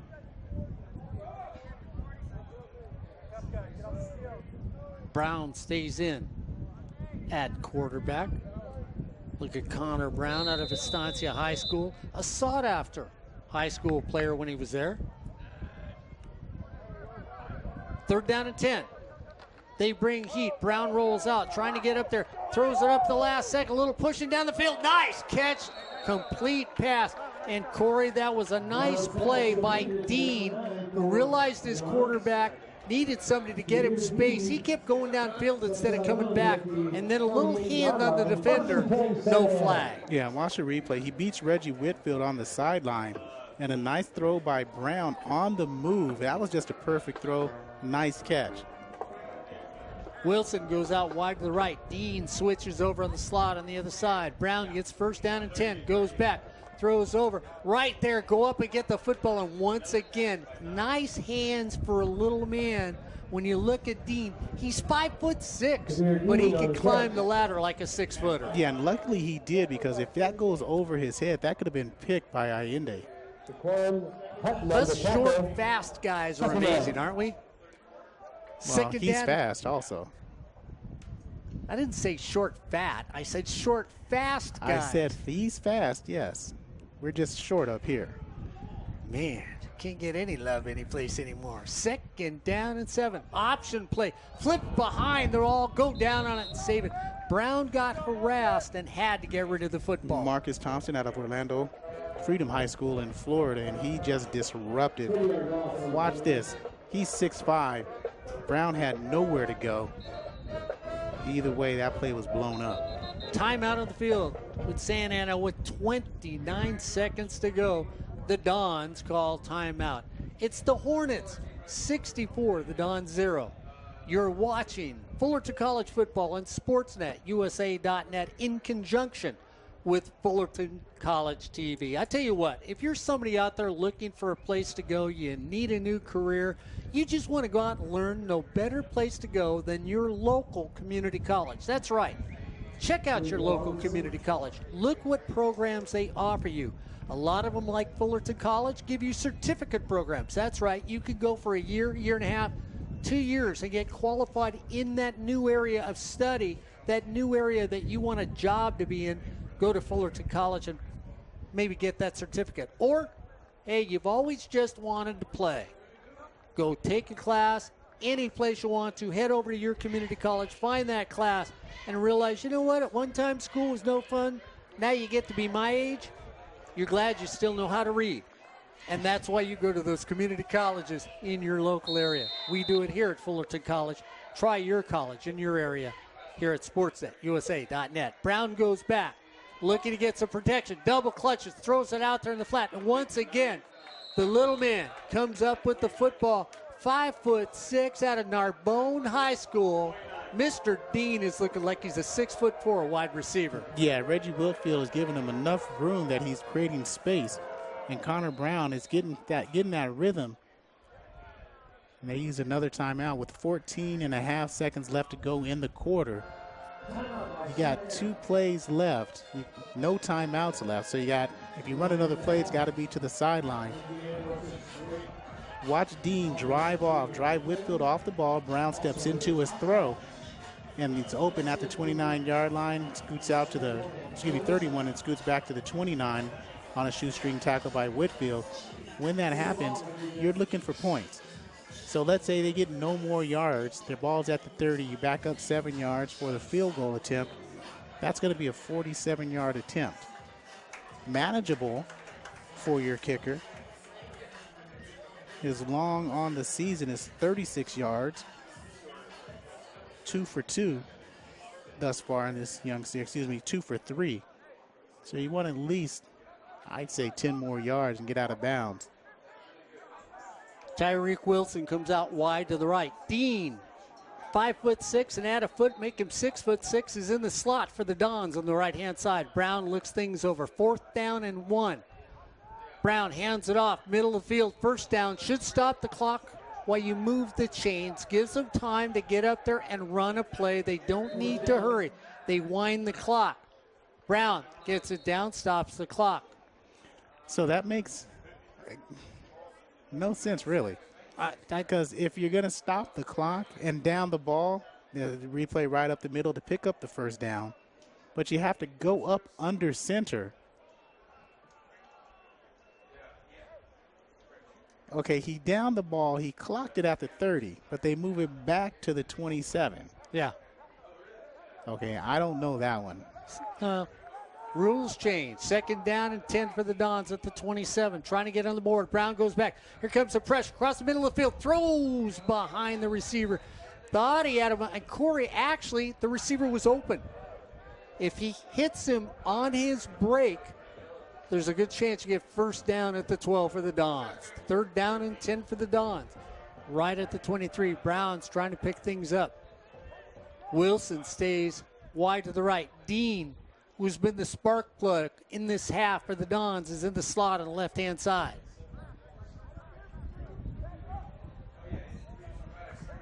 Cahay now in at running back next to Brown. Looking for protection. Brown gets it. Has a chance. Ball comes out. Incomplete pass. And he gets hit. And that brings us to the end of the first half. As we come to the end of the first half, it's the Hornets 64, the Dons 0. You've been watching the Key to the County game on Sportsnet USA.net in conjunction with Fullerton College TV. So at the half, it's all Hornets before Mark and Cammy Lewis talk at halftime. We're going to go over the polls a little bit in the CCCAASCFA, SportsNetUSA.net. There's the rap for you, Mark. I heard that. Yes. I could dance to that. Well, don't go too far. But the thing is, you have all types of polls. We'll get to the SportsNetUSA.net poll last because that is the definitive poll in California Community College football. So the CCCSIA, what's that stand for? California Community College Sports Information Association, I think. Ranked Fullerton number 1 at 2-0. College of the City College of San Francisco at number 2. Or excuse me. No, they're number 3. College of San Mateo number 2, excuse me. And College of San Mateo.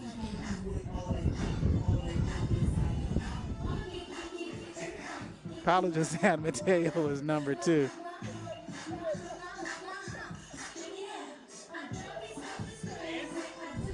As they lost in the finals, the state finals last year to Fullerton 16-12.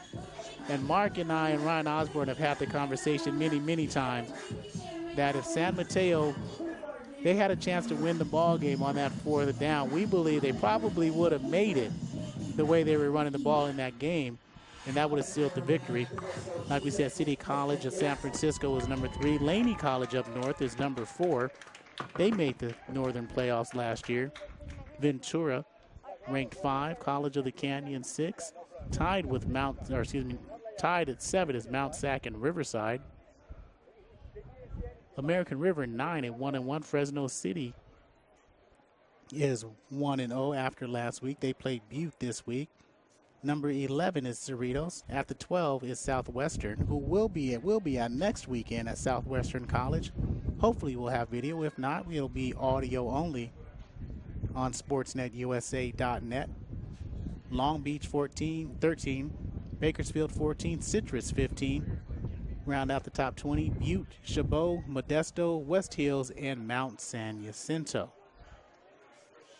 Down here, the southern section, Northern Division poll, the CCCFCA, California Community College Football Coaches Association, and the Southern California Football Association. They have a top 10 of Fullerton, Riverside, Mount Sac. Riverside stays at number 2, even though they lose to Fullerton last week. Mount Sac, College of the Canyons, Long Beach, Ventura, Cerritos, Southwestern, Bakersfield. And get this, Mark. Number 10 in the Northern Division is Saddleback. Saddleback is 0-2. They lose their first 2 games, and it wasn't really the best games that they've played. Yet, they're 0-2 and still number 10. And in the American Division poll, 1 San Bernardino, Allen Hancock, Citrus, Mount San Jacinto, and Pasadena all tied for 3. LA Harbor at 6. Santa Ana, who's 1-1, probably going to be 1-2 after today's game, is 7. LA Valley 8. College of the number 9, and Chaffee number 10. That's College of the Desert is number 9. So when you look at the real poll, the Sportsnet USA USA.net California Community College Football Poll, you have the American Division. 1 is Pasadena. 2 is Reedley. 3 Citrus. 4 is San Bernardino. Monterey Peninsula is number 5. Mount San Jacinto 6. Allen Hancock 7. Los Madranos is number 8. Number 9 is Hartnell. And LA Harbor is number 10. That's the California, that state American Division top 10 on SportsNetUSA.net. That's the definitive list. And so that's the one you should be taking note of as you continue through this community college football season. And then the national division, where you take a look at the state champions, national champions.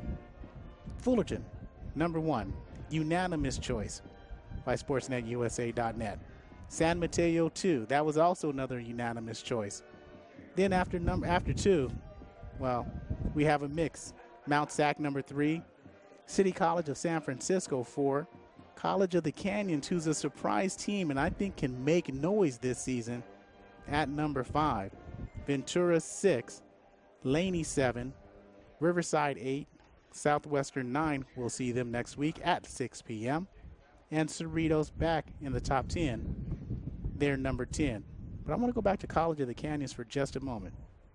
They're a team that I think are the second best team in the southern section right now, behind Fullerton. I think they got Riverside. I think they got over Mount Sac because of their quarterback. They have returners on the skill positions on offense and a couple players on defense that were all conference. I think they're the second best team right now in the South. And it's going to be interesting to see them play. Up north, again, it's San Mateo. They just keep rolling with the new coach. And anytime City College of San Francisco is undefeated or one loss, no matter if their wins are good or bad, they're going to be a top 5 team. So we're almost done here as Mark Pavlovich is going to interview Cammie Lewis. I'm going to go get Cammie, and you guys are going to have a good old discussion about what's going to happen in the second half and the key to the county and a couple other things. Can I disagree with you, though? I think Riverside is the second best team in the southern section, and I think they were maybe a play or two from being the best team, because you would have thought if they beat Fullerton, everybody would have said they're the best team. They were that close, and so I'm going to leave them at 2. College of the Canyon needs to prove something against a quality opponent like Riverside to put them up to number 2 for me in that section.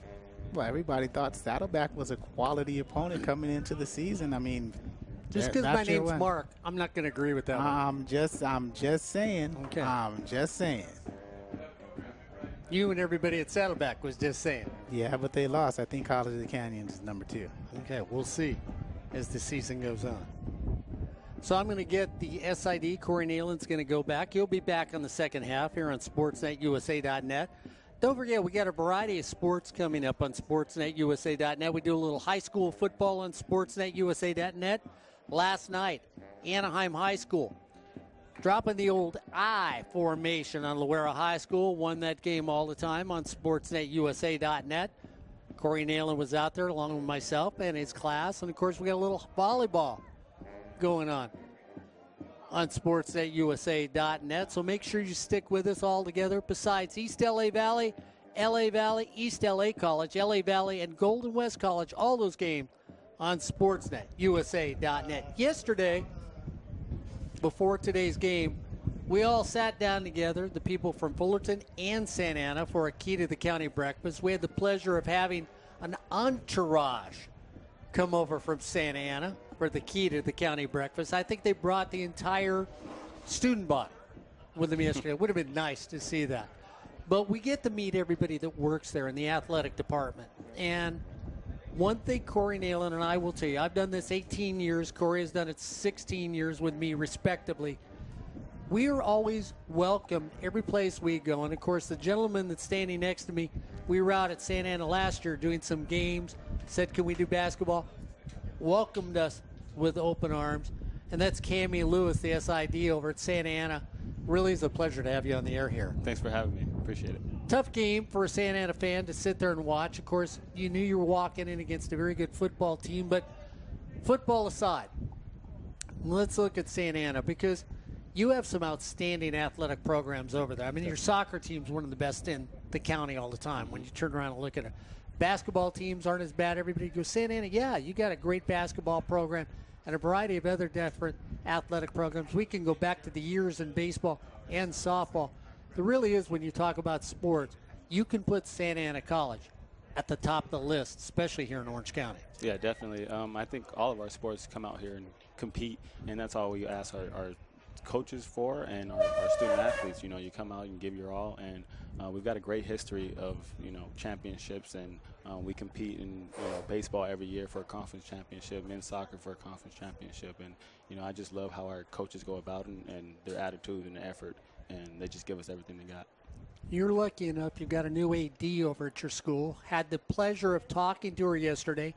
An alumni from Long Beach State is where she went to school. Some people went to Cal State Fullerton, so I have to, throw it. But I don't know. Where'd you go to college at? I went to Santa Ana first, and then I went to Lewis Clark State College in Idaho. Okay, well, then you're okay. You're not a Cal State product. But I had Lewis and Clark in Idaho. Corey wanted to know where he went. But I'm getting women's basketball. They did.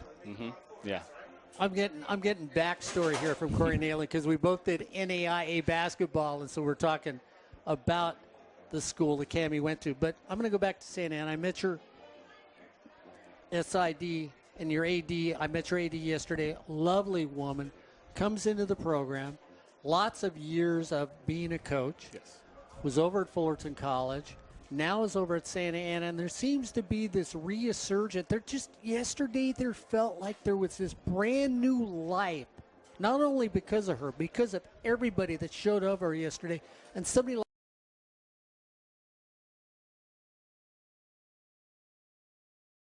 establishment like Santa Ana College in your area. You got to be just thrilled to death having her there and ready to see what you guys can do in the next coming years. Yeah, we've got great leadership at Santa Ana. It starts with our dean, Douglas Manning. He came in last year, and he's doing a great job. Now he's handing over the keys to Mary, and so far so good for Mary. She brings a lot of energy and positivity, and I just love working with her. She lets you know that she's there for you, and anything that you need, just let her know. And everybody's hands on deck, and it's really a family. And we got a lot of new people, new blood, and it's good to be moving in the right direction as a whole department. And I think our coaches appreciate that, and they like working with a lot of the new staff that we have there. So you bring in new people. We know Santa Ana College has been there for decades. That's being nice. What are the plans to upgrade Santa Ana College, the athletic facilities, and anything else? Is there anything on the docket that your college has got planned so future athletes can go, they're going to spend some money to build some things. Maybe I ought to look at Santa Ana College. Yeah. We just got done with our quad area, and it looks great. They're doing a lot of construction on campus, building a new science building and some other buildings to make it look like a university. So I love the way it's coming out.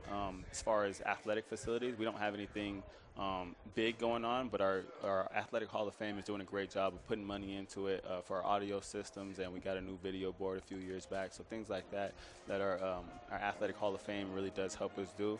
We're trying to do some branding. We've got flags going up, door name plaques, and just a lot of different things that I'm trying to design and make us look like a professional athletic department. So. With a lot of the schools that do well, and like you talked about your soccer program and your baseball program that are always there at the top every year, what do you do? What can you do to help your program? Because I know what the coaches do to go out and recruit and everything else. Are there limitations for an SID? I mean, how much do you get to go out and promote the college to outside athletes to maybe trickle over to Santa Ana instead of coming over to Fullerton or one of the other Santiago Canyon schools to go to? Yeah, for my position, I think a lot of it is the brand. You know, we do a lot of graphic design, and you obviously write your stories and everything like that. But, you know, a lot of our kids want to see pictures, and I get the question all the time walking around campus, you know, hey, do you have any pictures of me? Can you do this for me? Can you do that for me? And I just try to go out of my way to do anything I can for individual student athletes. So when they come in, their coaches say, hey, this is our SID, you know, this is a person that you can go to for this, and that.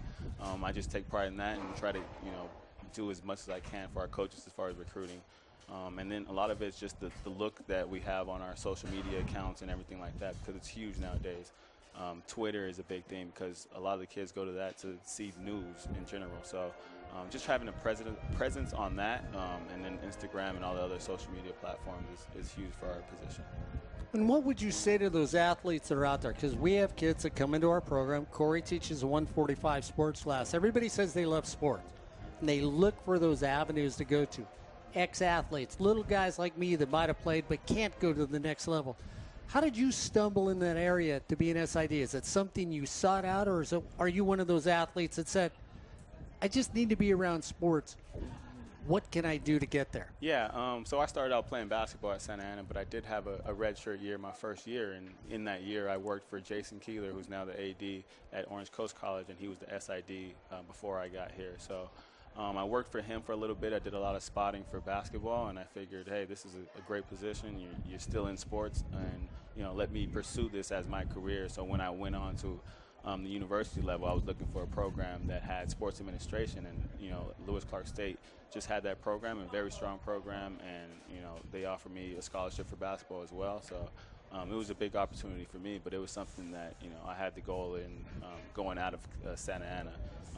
What I would say to a lot of people that want to get into sports is that a lot of times you'll have opportunities, but you got to work as an intern for free most of the time. Once you do that, you know, you'll gain respect, you'll gain other people's confidence, and you'll get your opportunities to make some money eventually. And the other thing I'm going to bring up, because you're a student athlete that played the sport, and you brought that thing up, you're around so many young athletes, be it men or women, Cammie, that sort of go to school, they want to be a football star, baseball star, soccer star, you name the sport, but they don't like going to math class. They don't really do well in English. Are you somebody that walks up to these students where you may hear something from a coach, hey, so-and-so grades are down a little, to take them off the roster, make sure they're not on the program? Are you the type of individual, being that athlete, that'll go and tell the story? Because I know Phil Austin, who I talk to all the time on our football field. Phil Austin will every once in a while say, when I went to Y, I needed somebody there to come up and mentor me. I needed somebody to talk to me. Are you that ex-athlete that, besides being the SID over at Santa Ana, that'll grab somebody by the arm and say, hey, let's sit down and talk? Yeah, I definitely feel like a lot of that student athletes come to me, you know, just for, you know, a safe space, and, you know, they can tell me a lot of things that they really wouldn't tell their coach. So it's good to be in that position and just give them some guidance that, you know, they don't always have, being in a position where I was at Santa Ana College before that, and, you know, I know what it feels like to be in that position, and just give them guidance and let them know, like, hey, academics is bigger than what you're doing here. A lot of people want to play professional basketball or, you know, whatever it is, but what's going to get you there is your academics, you know, so that comes first, and, you know, just try to have fun while you're here. You know, and for everybody that doesn't realize that, because I got Cammie Lewis, who was the SID at Santa Ana, former student athlete that played at Lewis and Clark, understood what it needed. There's nothing better than to have a young man or a young woman like him at your community college or your university to guide those people, because you've been there, you've gone through it, and you may understand what it's like to get them to the next level. I want to thank you for taking time out. I know you're down here rooting for your team. These guys and these women are some of the busiest people you'll ever meet in your athletic department, because you look at them and go, going to the football game? No, I got a soccer game at 2, and then I got to run over to a water polo match at 6 o'clock tonight. I'm not going to be there. They're always on the go. They do it for the love of the sport. Yeah, they get paid, but they do it for the love of the sport. Take time out. Head over to your athletic department. Every once in a while, meet that SID and say, hey, what do you do? And you'll sit down and meet some of the nicest people in the world. It's a pleasure always to know you. Corey and I are planning on coming over and doing a couple games this year at Santa Ana. Great program. This is why Santa Ana is that growing program that everybody should look at. Looking for a community college if you're a young athlete. Now, better place to go than Santa Ana College because of young men like the man to my right. Thanks for going on the air with us. Thank you for having me. Go All Dons. right. SID for Santa Ana College. Cammie Lewis, I tell you what, this is what athletics are all about. When everybody looks at athletics with a dark eye, you need to look at young men and young women like him and say, that's the positive side of sports altogether. Well, we're at the half, and if you're a Fullerton fan, when you talk about positive sides, you're a Hornet fan. The Hornets have put up 64 in the first half of football. If you're a Santa Ana fan, you say, we've got a second half, we're not in conference play, and we can score points, and if we can in the second half, it'll bring us back in this game somewhat, and we'll restore that decency to our program in this game alone. Remember, they reeled off 7 straight wins at the end of the season last year. They won their conference last year, so like anything else, they just happened to walk up against a very good football team with things that are clicking on all cylinders, and that happens to the best of the best at any time of the season here on SportsNetUSA.net. When you look at SportsNetUSA.net, well, we want to thank all our sponsors for making things possible. I tell you what, if your team's uniforms are looking like they're on the disabled list, you need to go see our friends over at EliteSportsUSA.net. They are an international sports brand, a sports apparel brand who specialize in custom, full sublimation uniforms for all major sports. They've been in the business for over a dozen years, and in that time, they've become one of the top sports apparel companies in the business. Their huge stock and vast selection are unequaled by anyone in the industry. So the next time your team takes the field, let's say on the court, diamond, or the ice rink, make sure the other team knows you mean business. Make sure you're wearing uniforms from EliteSportsUSA.net. Once you get them jerseys, you're packing them up, you got to put them in the car. If your uniform's looking great, don't be driving the junker. Go get that new car from Miller Toyota of Anaheim. That's right. Take those new unis, stick them in the back of that used or new car at Miller Toyota of Anaheim. See, I couldn't even get out used. I want the new car at Miller Toyota of Anaheim. Miller Toyota of Anaheim, proud sponsor of community college sports, high school sports, and education. Of course, well, we had bagels this morning, and you know, you want to go down to the corner of Bass and Cherry and Brea Boulevard. I want to get you to the right place.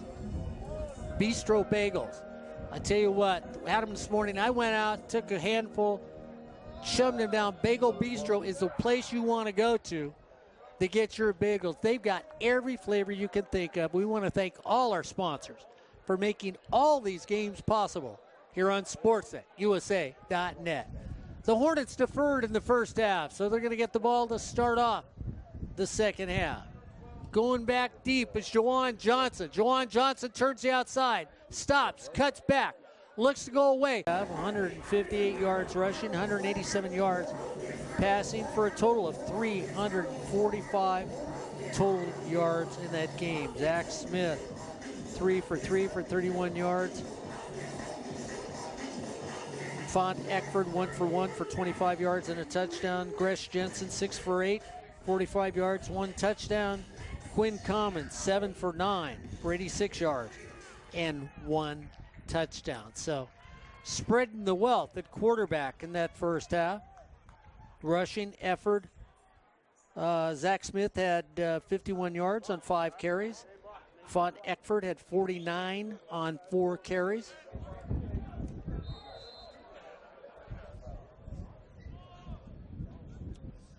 So Moreno comes in to kick off for the Hornets. Alex Moreno out of Santa Fe Springs High School. High floater. Taken by Dean. Dean cuts up the middle, cuts the outside, stays on his feet. Dean across the 30 all the way down to the 33.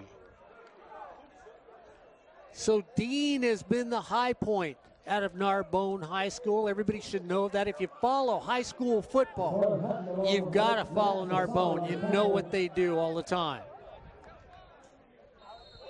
One of the better high school programs around for high school football. Tyreke Wilson comes out wide to the right. Brown into quarterback. First down and 10, the 35. Brown hands it off. Once again, the defense steps up. And the offense is going nowhere for Santa Ana. Carter Brown, 6 of 15 for 50 yards in that. Leading rusher, Kenneth Lamb, 5 carries for 8 yards in that half. So the defense, rushing defense, has stepped up big for the Hornets. Brown quickly throws it out here in the flat, taken by Tyreke Wilson. Wilson steps out of bounds at the 38. It'll make it a 3rd down and 6. They're going to give him a little extra on that. Let's make it a 3rd down and about 5.5. Brown steps up, looks over there, looking for Dean. I'd watch him coming across the middle right about now. The Hornets almost jumped. They're coming on the corner. They back off defensively. Brown looks at the sideline. Tyreke Wilson over here. Dean in the slot on the left-hand side. Outside Dean is Gallardo on the far side of the field. Brown looks. Here they come. The Hornets are coming the big blitz. Across the middle of the field. Throws it to Wilson. Should have enough to get by the sticks. First down for the Dons. Wilson on the catch. Looks like it's enough for a first down. So the Dons Santana move the ball. It's the Hornets 71, the Dons 0 with 10:40 to go here in the 3rd quarter. Brown looks over. Joshua Hill in the backfield with him. Brown moves him from right to left. Hill tries to pick up, throws behind the receiver, incomplete pass. Second down and 10 right at the 46. Tyreke Wilson. Don't forget, Golden West College is on right now. Sean Haylock, Ryan Osborne calling the action on that one. LA Valley later on tonight. East LA College, all on Sportsnet, USA.net. Brown looks back over. 2nd down and 10 right at the 46-yard line. Hill moves from right to left. The Hornets bring up at linebacker, back off at the last second. Brown feels the pressure, gets rid of it quickly. Right there, first down, just short. So nice little catch taken there by Alvarado. As Alvarado comes across, gets a gain of 4. It's going to bring up a 3rd down and 4 for the Dons. Alvarado stays in at the far side of the field. Wilson down low with Dean next to him. Brown looks over. Deep set by Joshua Hill. 3rd down and a long 5 for the Dons, right across midfield at the 47-yard line. Dons marching down the field methodically. Brown goes back, looks, double clutches there one more time. Throws it on the dime to Tyreke Wilson. First down, the Dons move the chains, cross the 40 down to the 38-yard line. Bring up a 1st down and 10 for Santa Ana. 1st and 10, Brown brings them out quickly. Doesn't let Fullerton get set defensively. Brown looks back over to the sideline. Gets Hill. Everybody set up. Dean on the right side. Just inside the slot. Tyreke Wilson outside of him on the right side. Go over to Wilson. Dean throws a block. The little guy tries to get his hands on the defender, and he does. Nice block by Dean. Dean taking on Tally. Dean, 5'6", taking on a man who's 6'1", 183 pounds, and pushing him down the field. You've got to love this little guy that plays for Santa Ana. And yes, I get the way calling him a little guy because I'm only 5'7". So we're about the same, 5'6", 5'7", $135, the both of us. I run a 4.1, he runs a 4.2. Brown gets back there, look, has time. Down the middle of the field, right just out of the reach. So Santa Ana had one-on-one matchup down the sideline, thought they had what they want, and just overshot the receiver. It's going to bring up a 3rd down and 7 at the 32. Brown feeling the rhythm right about now. Best drive of the day for the Dons. Looking good on the field. Red jersey, gray pants, great turnout from both communities here at Shapell Stadium. Brown feels the pressure. He's got to get rid of it. Tries to go across the middle of the slot. Boy, I thought for a second the umpire was going to pull out that hanky. Pass intended for Alvarado is incomplete.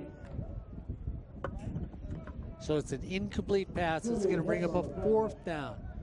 Santa Ana keeps their offense on the field. We're at 8:38 here in the 3rd quarter. It's the Hornets 71, the Dons 0. So it's the confidence builder here in the 3rd quarter. Brown brings him back out. Looking to get that 1st down. Brown backpedals, turns. Got somebody open. If he can go there, incomplete pass. Just thrown a little short. And the receiver couldn't come back on it. Good coverage over there by Julian Hess for the Hornets, who all he did was stay in the way. Incomplete pass.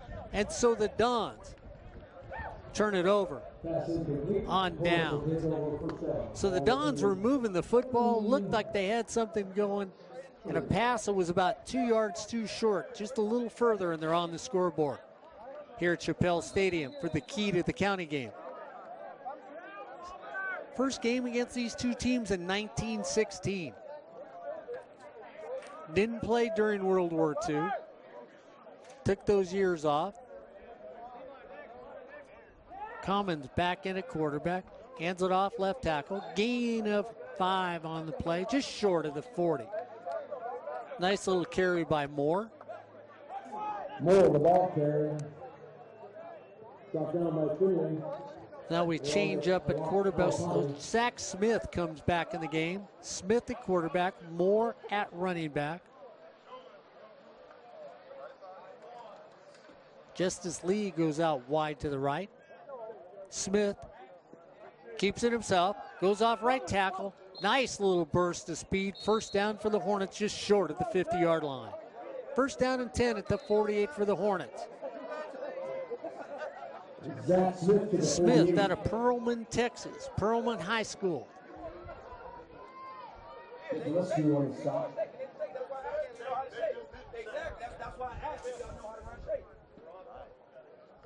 Beckwith now in. Throws it over there to the flat. Easily taken out of there by Justice Lee. Justice Lee goes down the sideline. Finally gets pushed out of bounds after he gets a 1st down all the way down to the 35. So Justice Lee comes in. On the catch. 1st down at the 35. Lucas Luft now comes in at tight end. So Luft's tight end on the left side of the offensive formation, near side of the field. Out wide to the right is going to be Jacob Miller. So Miller out wide right. 1st down and 10. Hand it off to Moore. Moore gets taken down for a loss in the backfield. Moore brought down. So Santa Ana defense finds an answer there. 6:53 to go. Ferguson makes a nice little tackle on that play for Santa Ana Dons. So the Dons come in, make the stop on that one. Smith looks over the sideline. Moore in the backfield with him. In the slot on the left side is going to be Beckwith. On the far left side of the field, it's going to be with Justice Lee. Once again, take it up the straight middle, and a quarterback keeper is going to be Zack Smith. Zack Smith gets a gain of about 4 on the play. It's going to bring up a 3rd down and 6. Out wide to the right is going to be Jacob Mitchell. Out wide to the left is going to be Beckwith. In the slot next to Beckwith on the left-hand side is Justice Lee. 3rd down and a long 6 yards for the Hornets. Hand it off to Moore. Moore off left tackle, stays on his feet, won't go down, goes down at the 20. That's enough for another 1st down for the Hornets.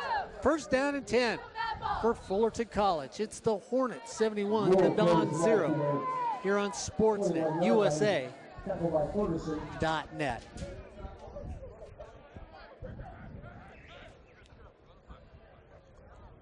Beautiful day at Shapell Stadium.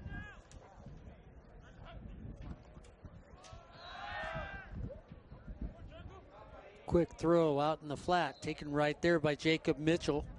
So Mitchell on the catch. gets it. A little tap on the tackle. So Mitchell stays out Gain of about wide to the right. 8. Out wide to the left is going to be Justice Lee with Beckwith. Get a flag on the play. Little motion. Little hiccup by the Hornets. First down and 15. Second down and 8.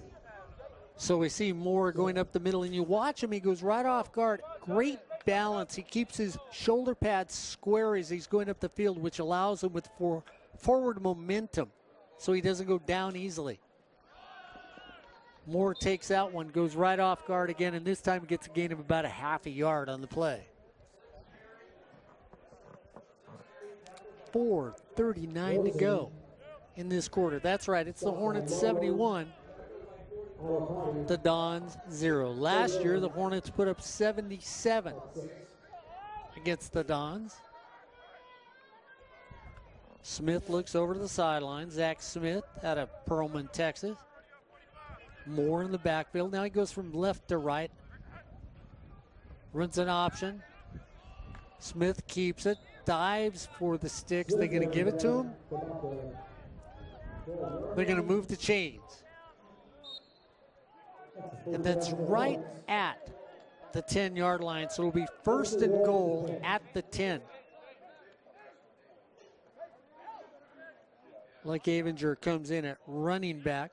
McGee will be the up back. So McGee the up back.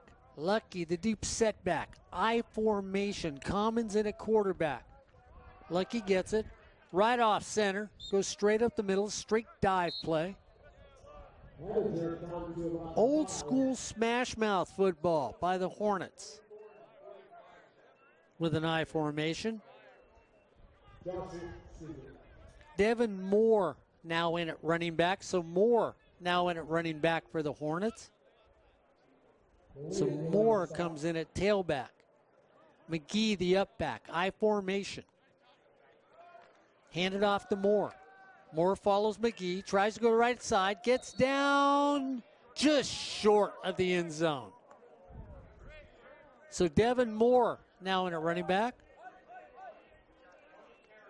You watch Devin Moore right off, following McGee, goes off, splits the defenders, falls just a little short. Moore stays in the deep back in the I formation. McGee the up back. Commons the quarterback. Justice Lee out a little on the left-hand side. Common looks over. 2:32 to go here in the third quarter. Hands off to Moore. Moore, touchdown, Fullerton College.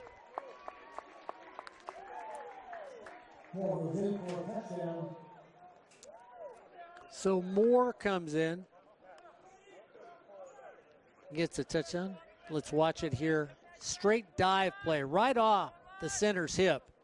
McGee with a beautiful lead block on that one, seals the hole.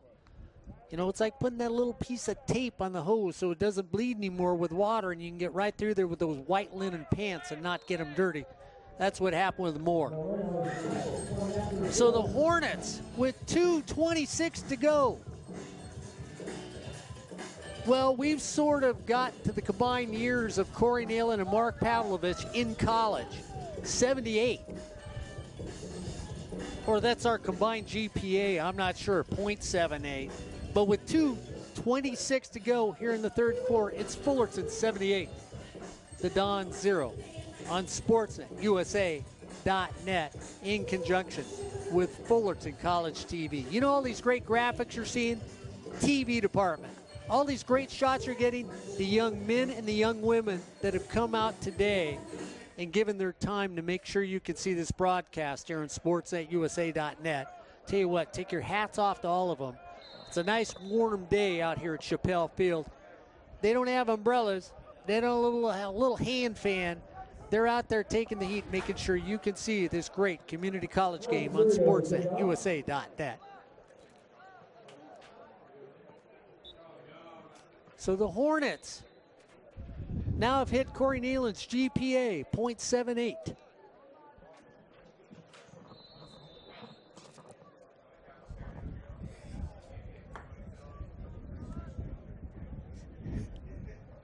All I heard from the background was, yes, I've got that bachelor's and master's.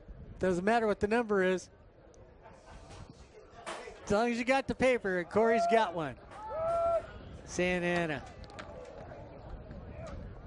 Alvarado taking it, trying to turn the corner. Taken down at the 15. You know, Corey, I thought you were down on the bench suiting up. I thought Gabby was going to go out. You were going to hand her the ball and push her while she was in the walker.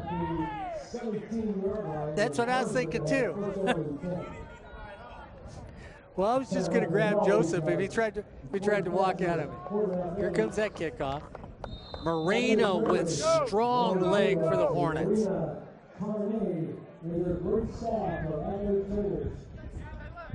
Taken at the line of scrimmage.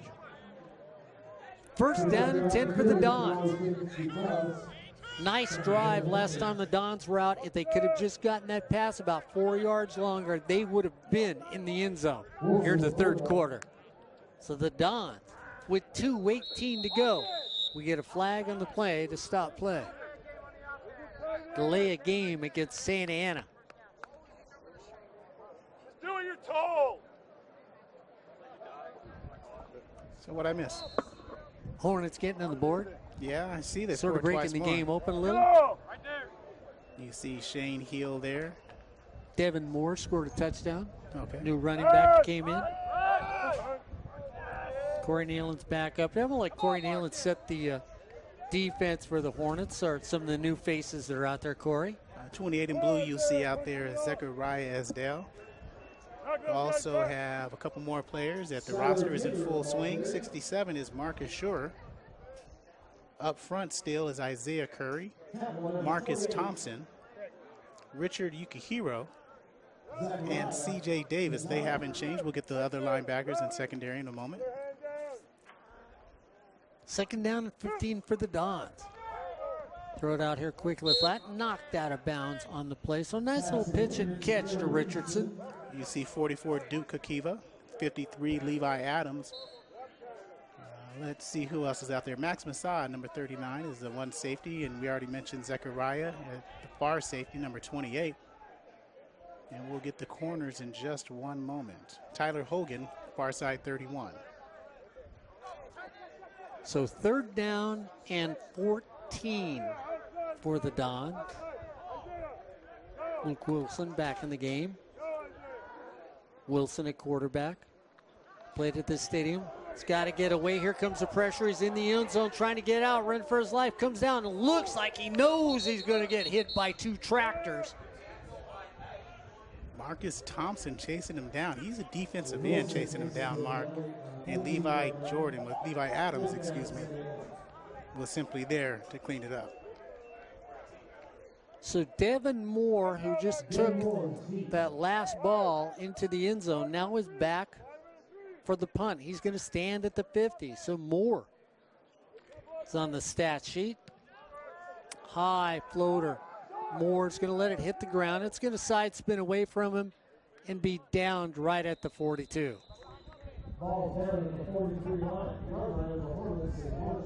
So with 28 seconds to go here in the third quarter, it's the Hornets 78, the Dons 0 on Sportsnet, USA.net. What's really nice is the fans for both sides. You know what? I'm going to give a lot of love to the fans here. It's warm outside. It's a warm day here at Shapell Stadium. The Santa Ana fans are staying there, and the Fullerton fans that came out have stayed here. And you give them a lot of credit. There are fans that would say, it's time to go. And, you know, to the Santa Ana fans, thank you very much for staying out here and supporting your team. And for the Fullerton fans, the same kudos that you're out here in the sun watching this really great football exhibition by one team today here on Sportsnet, USA.net.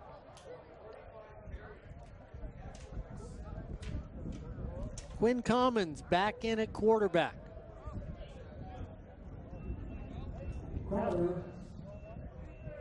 Jacob Mitchell goes wide to the right. In the slot is Justice Lee on the right-hand side. Tyrone Miller was going to come over here, but before anybody can set up, well, we roll on down to the fourth quarter of the 2018 version of Key to the County on Sportsnet, USA.net, in conjunction with Fullerton College TV. Don't forget, if you got uniforms, sort of like my shoes, maybe Corey's pants, that it just looked like they should have been on the disabled list a long time ago, you need to head over to Elite Sports USA Net. They've got international sports apparel. They've got custom uniforms for all major sports. They've been in the business, not 1, 2, 3, 4, 5 years. They've been in the business over 12 years, and they are the top company in the sports apparel business. Their stock, well, you name it, they got it. Their selections, anything that I want. They are unequal to anybody in the industry. So the next time your team takes the field, maybe it's to play a little tennis, racquetball, lacrosse, field hockey, ice hockey, make sure the other team knows you mean business in the uniform you're wearing. Make sure you're wearing uniform from Elite Sports, USA.net. 21-6, Golden West over West LA at this time, Mark. 18 penalties in 24 minutes. Well, they gonna be there for a while. Yes, they will. Ryan said the fans are less than enthused out there. They down at home? No, I think they're in West LA. Oh, okay.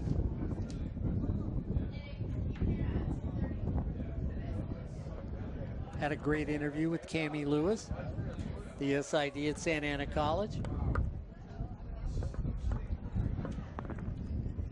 So we're waiting to start this fourth quarter with the Hornets up 78-0 here on Sportsnet USA.net. If you're waiting, you might as well get online and go to Miller Toyota of Anaheim, see what they got going. From Ed Ford. Ed Ford watching the game here on Sportsnet USA.net. Does he have any eligibility left, Ed? Jason Vanderveer listening? Well, we know And Jason watching. doesn't. We know Jason used up all his eligibility 6 or 7 times in a row, right? All-American tight end for Fullerton. Third down and 9 at the 41-yard line for the Hornets. Commons still in a quarterback for the Hornets. Straight dive, straight up the middle. Stay on his feet is McGee. McGee takes it all the way down to the 18-yard line. All the way down inside the 20-yard line.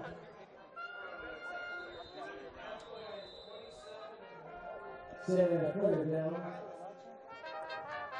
So McGee, he's been throwing those blocks as the up back in the I formation, just showed you the speed he had.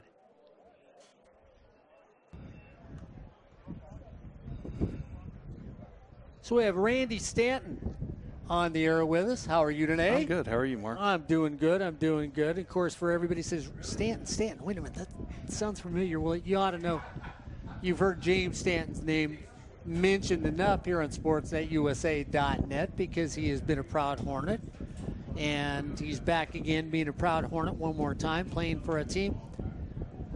We knew the Key of the County game, been around it. We've seen it. We've seen what happened. But this Hornet team, after watching the Riverside game last week, you thought, okay, they're good. I'm not sure how good, but they're good. Nobody doubted that.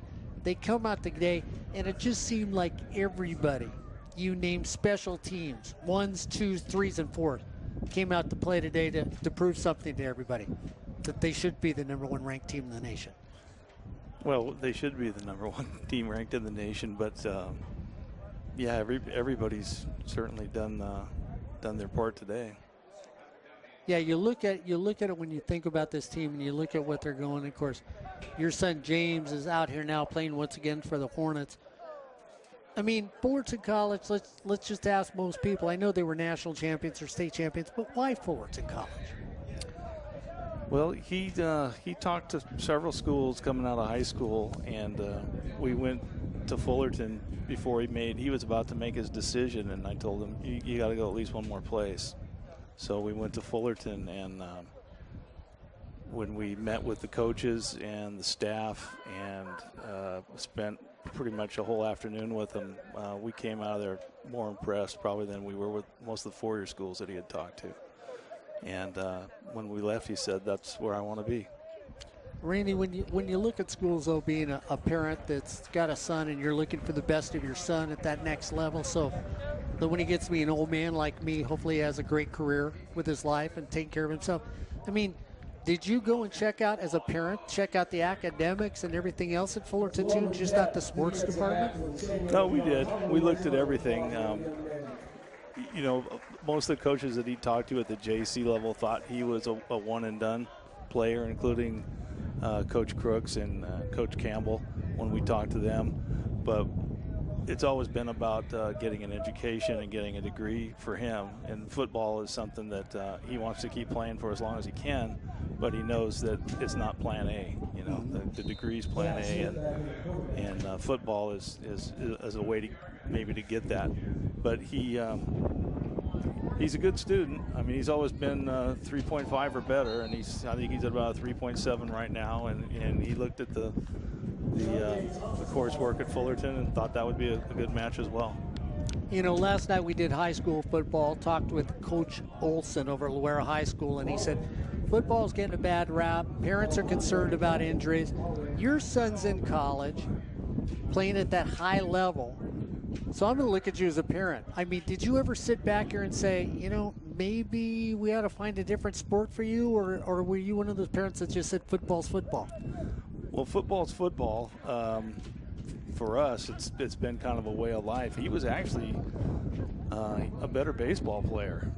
He was a big left-handed pitcher, power hitting first baseman. But in high school, when he started getting his size, and in the program that he was at was pretty storied, John Barnes at Los Alamitos, he decided to go all in for football, and has been all in for football ever since. So we're as concerned as any parent would be. You know, as a lineman, we're not as concerned with the concussions as we are with his knees. Mm-hmm. But he has, you know, the best braces that you can get, and he, you know, they work at it all the time, strengthening and conditioning, and you know, we know football can be over in one play, so that's why the education's so important. You know, when you brought up education twice and what he's looking to do, what would he like to do? I mean, what has he said to you, Mom, Dad, you know, when I get done and I hang up my cleats, I'd like to go? Yeah, that's a good question. I don't know this week. I know last week it was He's been looking at communications for a while, and for a while he was thinking about maybe even going to law school and becoming going to sports management, being an agent. So, you know, he just barely turned 19. He's got a while to make up his mind. You know, he can finish his general up at Fullerton and then hopefully decide what he wants to do at the next level and go from there.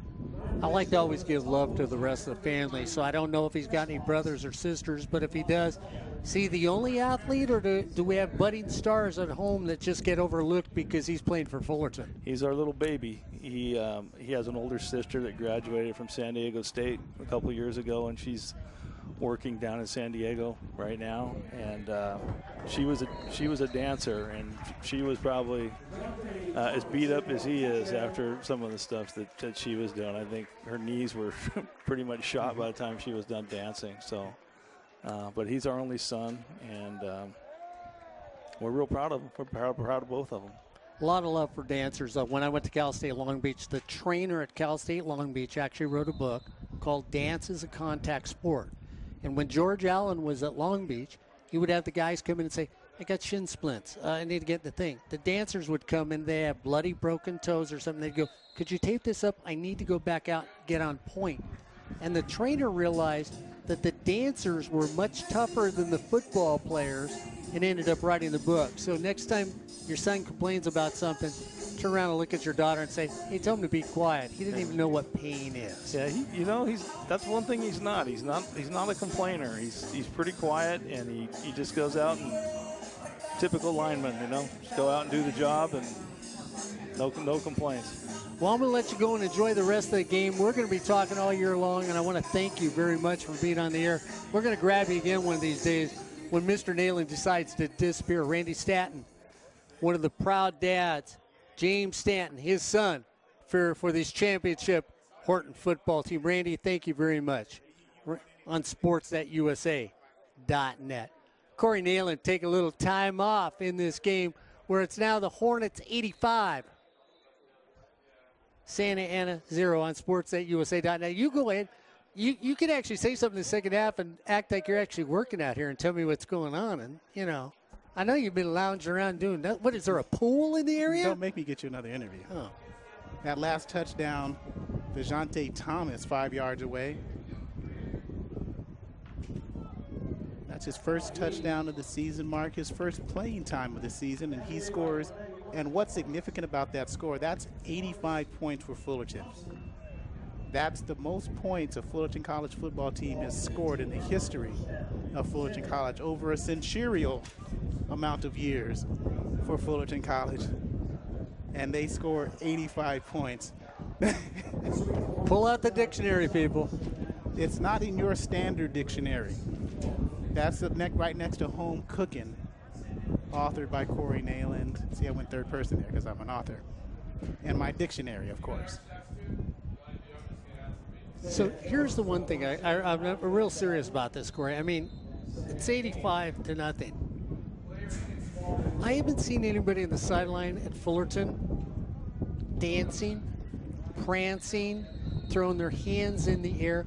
Are you surprised that it's very subdued down by the sidelines? No, actually, no. I'm not surprised it's subdued. It's been a long week for Fullerton, and so this type of victory is one of those things that they take care of business and get back on the field, and let's see what happens the rest of the year.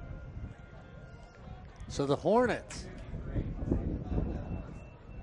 with 11:20 to go here in the fourth quarter, 85. The Dons 0. And the defense comes up, and that's the thing, Corey. I mean, is there a record for sacks in a game by the Hornets? You know, I have no idea. That's a good stat. Because I just would have to think they'd have to be close to it. Phil, how many sacks is that?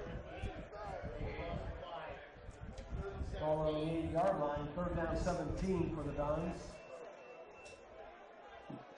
Most sacks by a single individual, that's 3.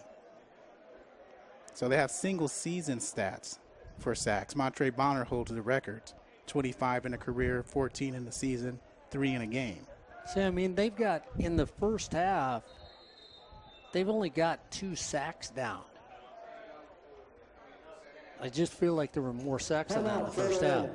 Yeah, for the Hornets. I don't think it's a stat, but they've got 85 points, and want to thank Phil Thurman for updating every week for the last 3 years.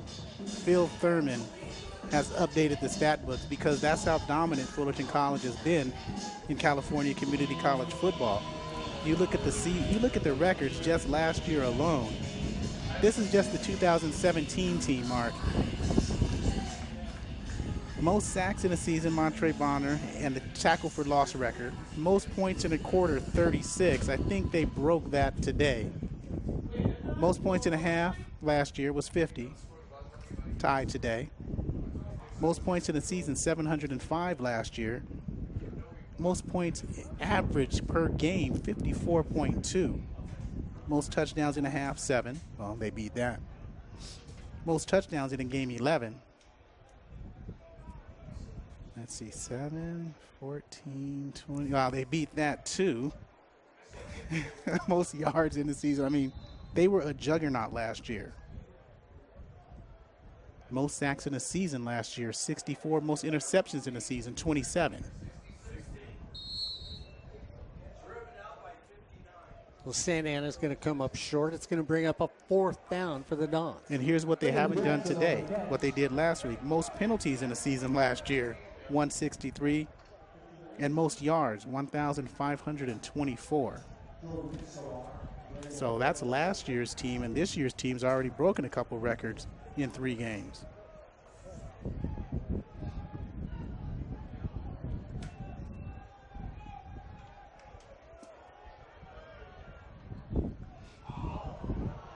So ball comes out. Fumble on that. Recovered by Santana. Ball at the 47-yard line. And a recovery by Marcos Murrow. Sonora High School. Here's a replay on that, and you take a look, and the returner didn't quite have the eye on the ball. He didn't have the right position.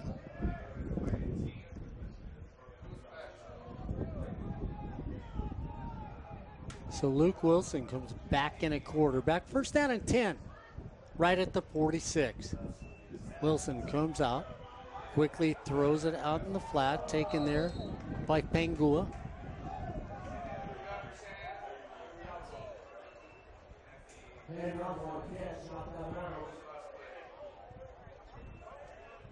Gain of 3 on the play, second down and 7.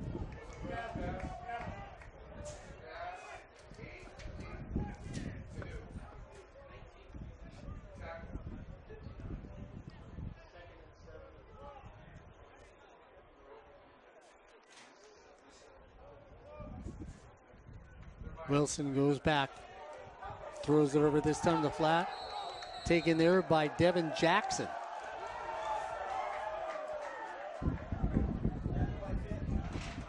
Of course, the Hornets are all dancing on that one, Corey, just because there was a nice little play made over there by Jordan Escobar.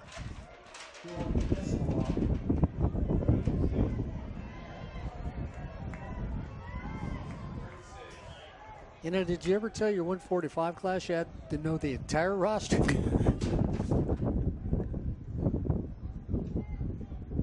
Wilson goes back, looking all by himself. Wilson, nice arm strength on that one. Gets it all the way down to the 30 on a nice throw right there. And that's Jaquan Hutton on the tackle out of Chicago. And you look at that play, you made that statement about the CRTV 145 class here at Fullerton College. Well, it's a sports broadcasting class that you can take. Today would have been the perfect opportunity for them to come for sideline reporting.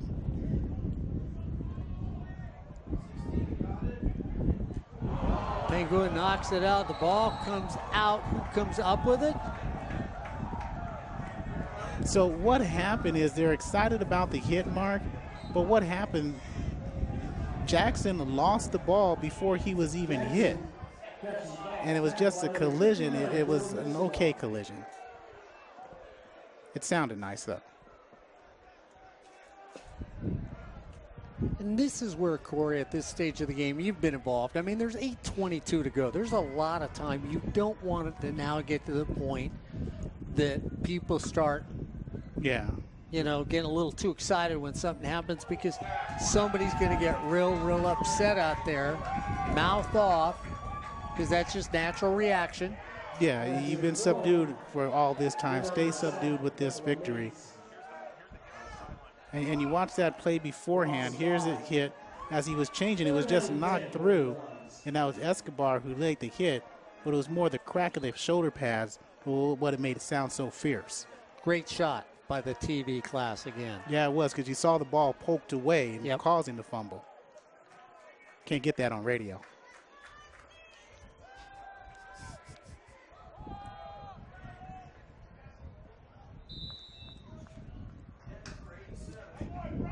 You can get a master's degree with .78. That was pretty good. I just realized that. Master of the obvious.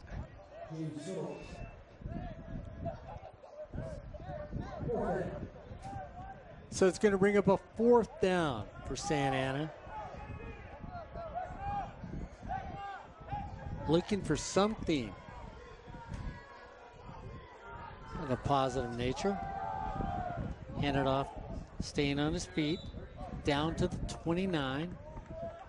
And that was Andrew Glover who took out his own player and missed the tackle. That was Marcus Schur who he took out. And that'll be a change of downs, or excuse me, turnover on downs, and Fullerton will have the ball back. Well, let's see Zack Smith again. We saw 3 of the quarterbacks. And I didn't get it in. That was Cole Niquette Here you see head defensive coordinator Brian Crooks right there on the sideline with the bald head and this always smiling demeanor. Coach Gardner down there. He went to school where? Colorado. He's a Buffalo. Might want to keep that sound check. First down and 10 for the Hornets. 29. Devin Moore takes it for the Hornets. Gets a gain of 3 on the play. So Devin Moore in the game. Moore has a touchdown in this game. Devin Moore out of San Antonio, Texas. Earl Warren High School. Got a couple players from Earl Warren on the team.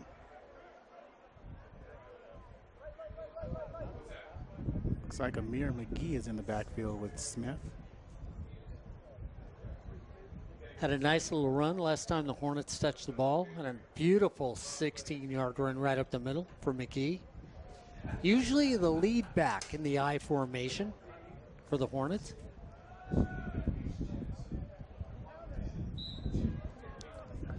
So McGee gets a gain of about 3.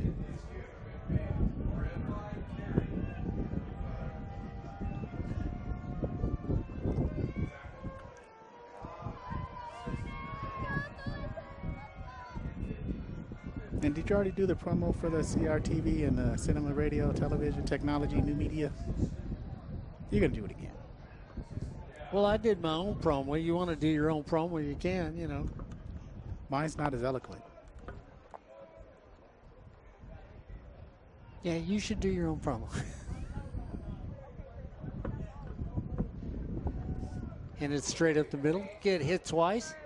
Doesn't get to the stick. Nice spiritual defense by the Dons. They come up big. They're not rolling over right now. They're going to give them the first. Devin Quiros jumped over. Watch the replay here. Quiros jumps over the lineman, and that got him that first down. He was pushed back. They're giving him forward momentum. Okay, I thought he was short. So here's my promo. Okay. Go to Fullerton College. Get smart in new media. It'll be worth it. See, there you go.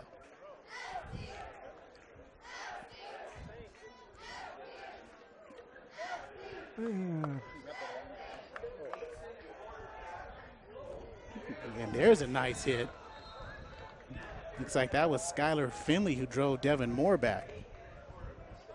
I mean, he shot the gap. Nobody knows that was your personal interpretation you wrote in crayon to students walking by the radio It's department. okay, short and succinct. Brevity, Mark, brevity. Less is more. That's right. Slower is faster. Some people are just a little like me. Here's Moore and Finley. Met at the line of scrimmage, and Moore tried to shake that off by jumping right back up. And it's straight around on that time going to Thomas out of Carson High School. Carson Colts. When I was growing up, Carson Colts used to have the best, prettiest uniforms, in my opinion. Deontay. So Deontay Thomas was in there.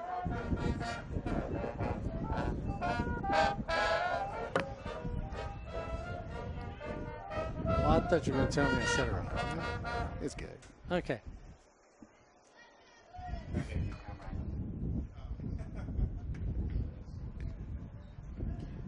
Colin's in here to pull the plug already. Camera angles, Mark. So the defense comes up again for Santa Ana. And they've really been able to find this urge here in the fourth quarter, Corey. They've played good defense. You know what? Give it to the Dons. I mean, we've all been there on the other side of a game like this. It's real easy to say, Coach, I don't feel well. I think I got the flu, and sit on the sideline. Yeah. Give it to the Dons. This is a spirit that gets you to where they were last year, where they won those last 7 in a row and win their conference by having the fortitude to do what they're doing in the field right now.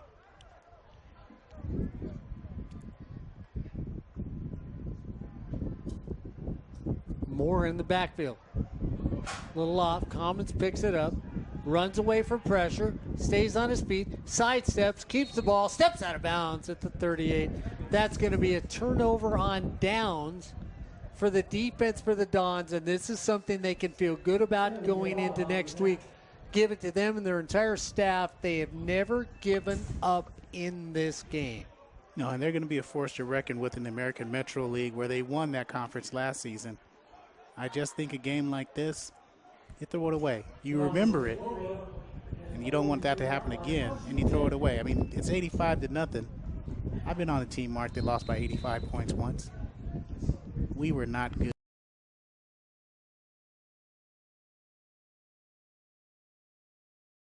Yeah, they've got talent on this team. They've got a lot of talent on this team.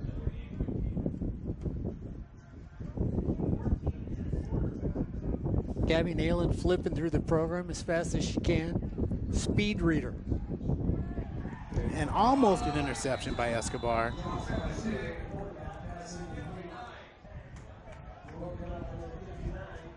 St. Mary's High School out of Stockton.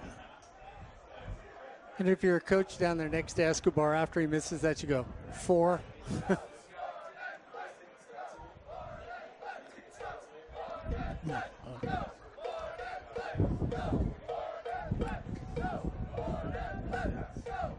There haven't been too many penalties called in this No, game. there hasn't, and that's the thing. Ball's down the ground. Trying to, and the defense just takes advantage of that, Corey, as the ball gets laid on the ground, and they swarm all over KA, who's finally come in the game. Low snap, Marcus Thompson gets his first sack of the season, coming from the right side and first on the scene. So Marcus Thompson, I think that's another Texas guy. No, Florida guy. They're close. Yeah, they are close. You should see the map. I mean, on the map, they're real close. Yeah, that's right. I mean, if you take a ruler, they're only like 6-7 inches away from each other. It's like Torrance and Czech Republic. Yeah, that's right.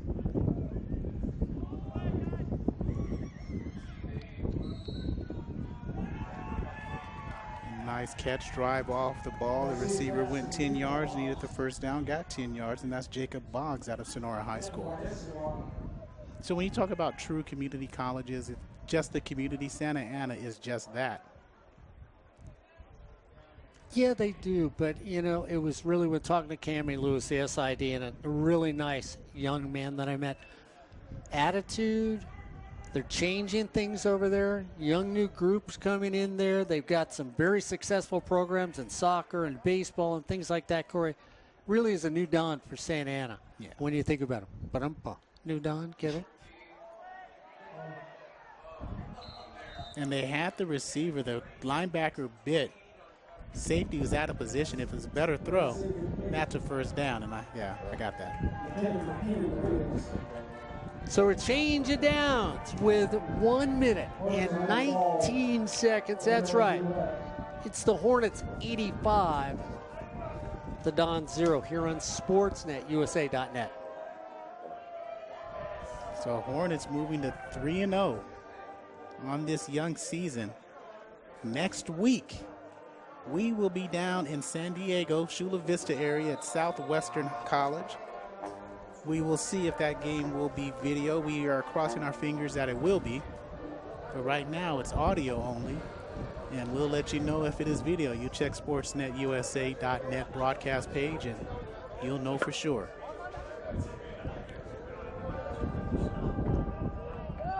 So, Mark, so when the clock hits 0, I'll give you 1 minute to get us on out of here. Just start up my new Toyota from Miller Toyota of Anaheim, and we'll be out of here real quick. Because we have to go by and get some new duds from EliteSportsUSA.net. It's after we buy some bagels. Want to thank all our sponsors for making this game possible today and all our home games this year on SportsNetUSA.net. Thank Ed Ford back in the studio. Want to thank everybody out in the truck. Brian, Colin, thank you once again. I know you guys got out here, put this all together. Thank you for everything you do.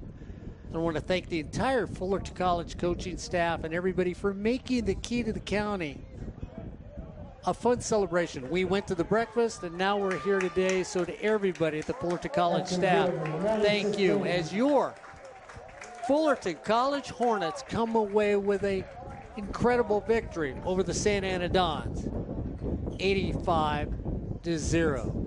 Don't forget, next week, Southwest College on SportsNetUSA.net. But for today, the Hornets end up going 3-0 and should jump up the shaft of maybe back to number 1. We'll see.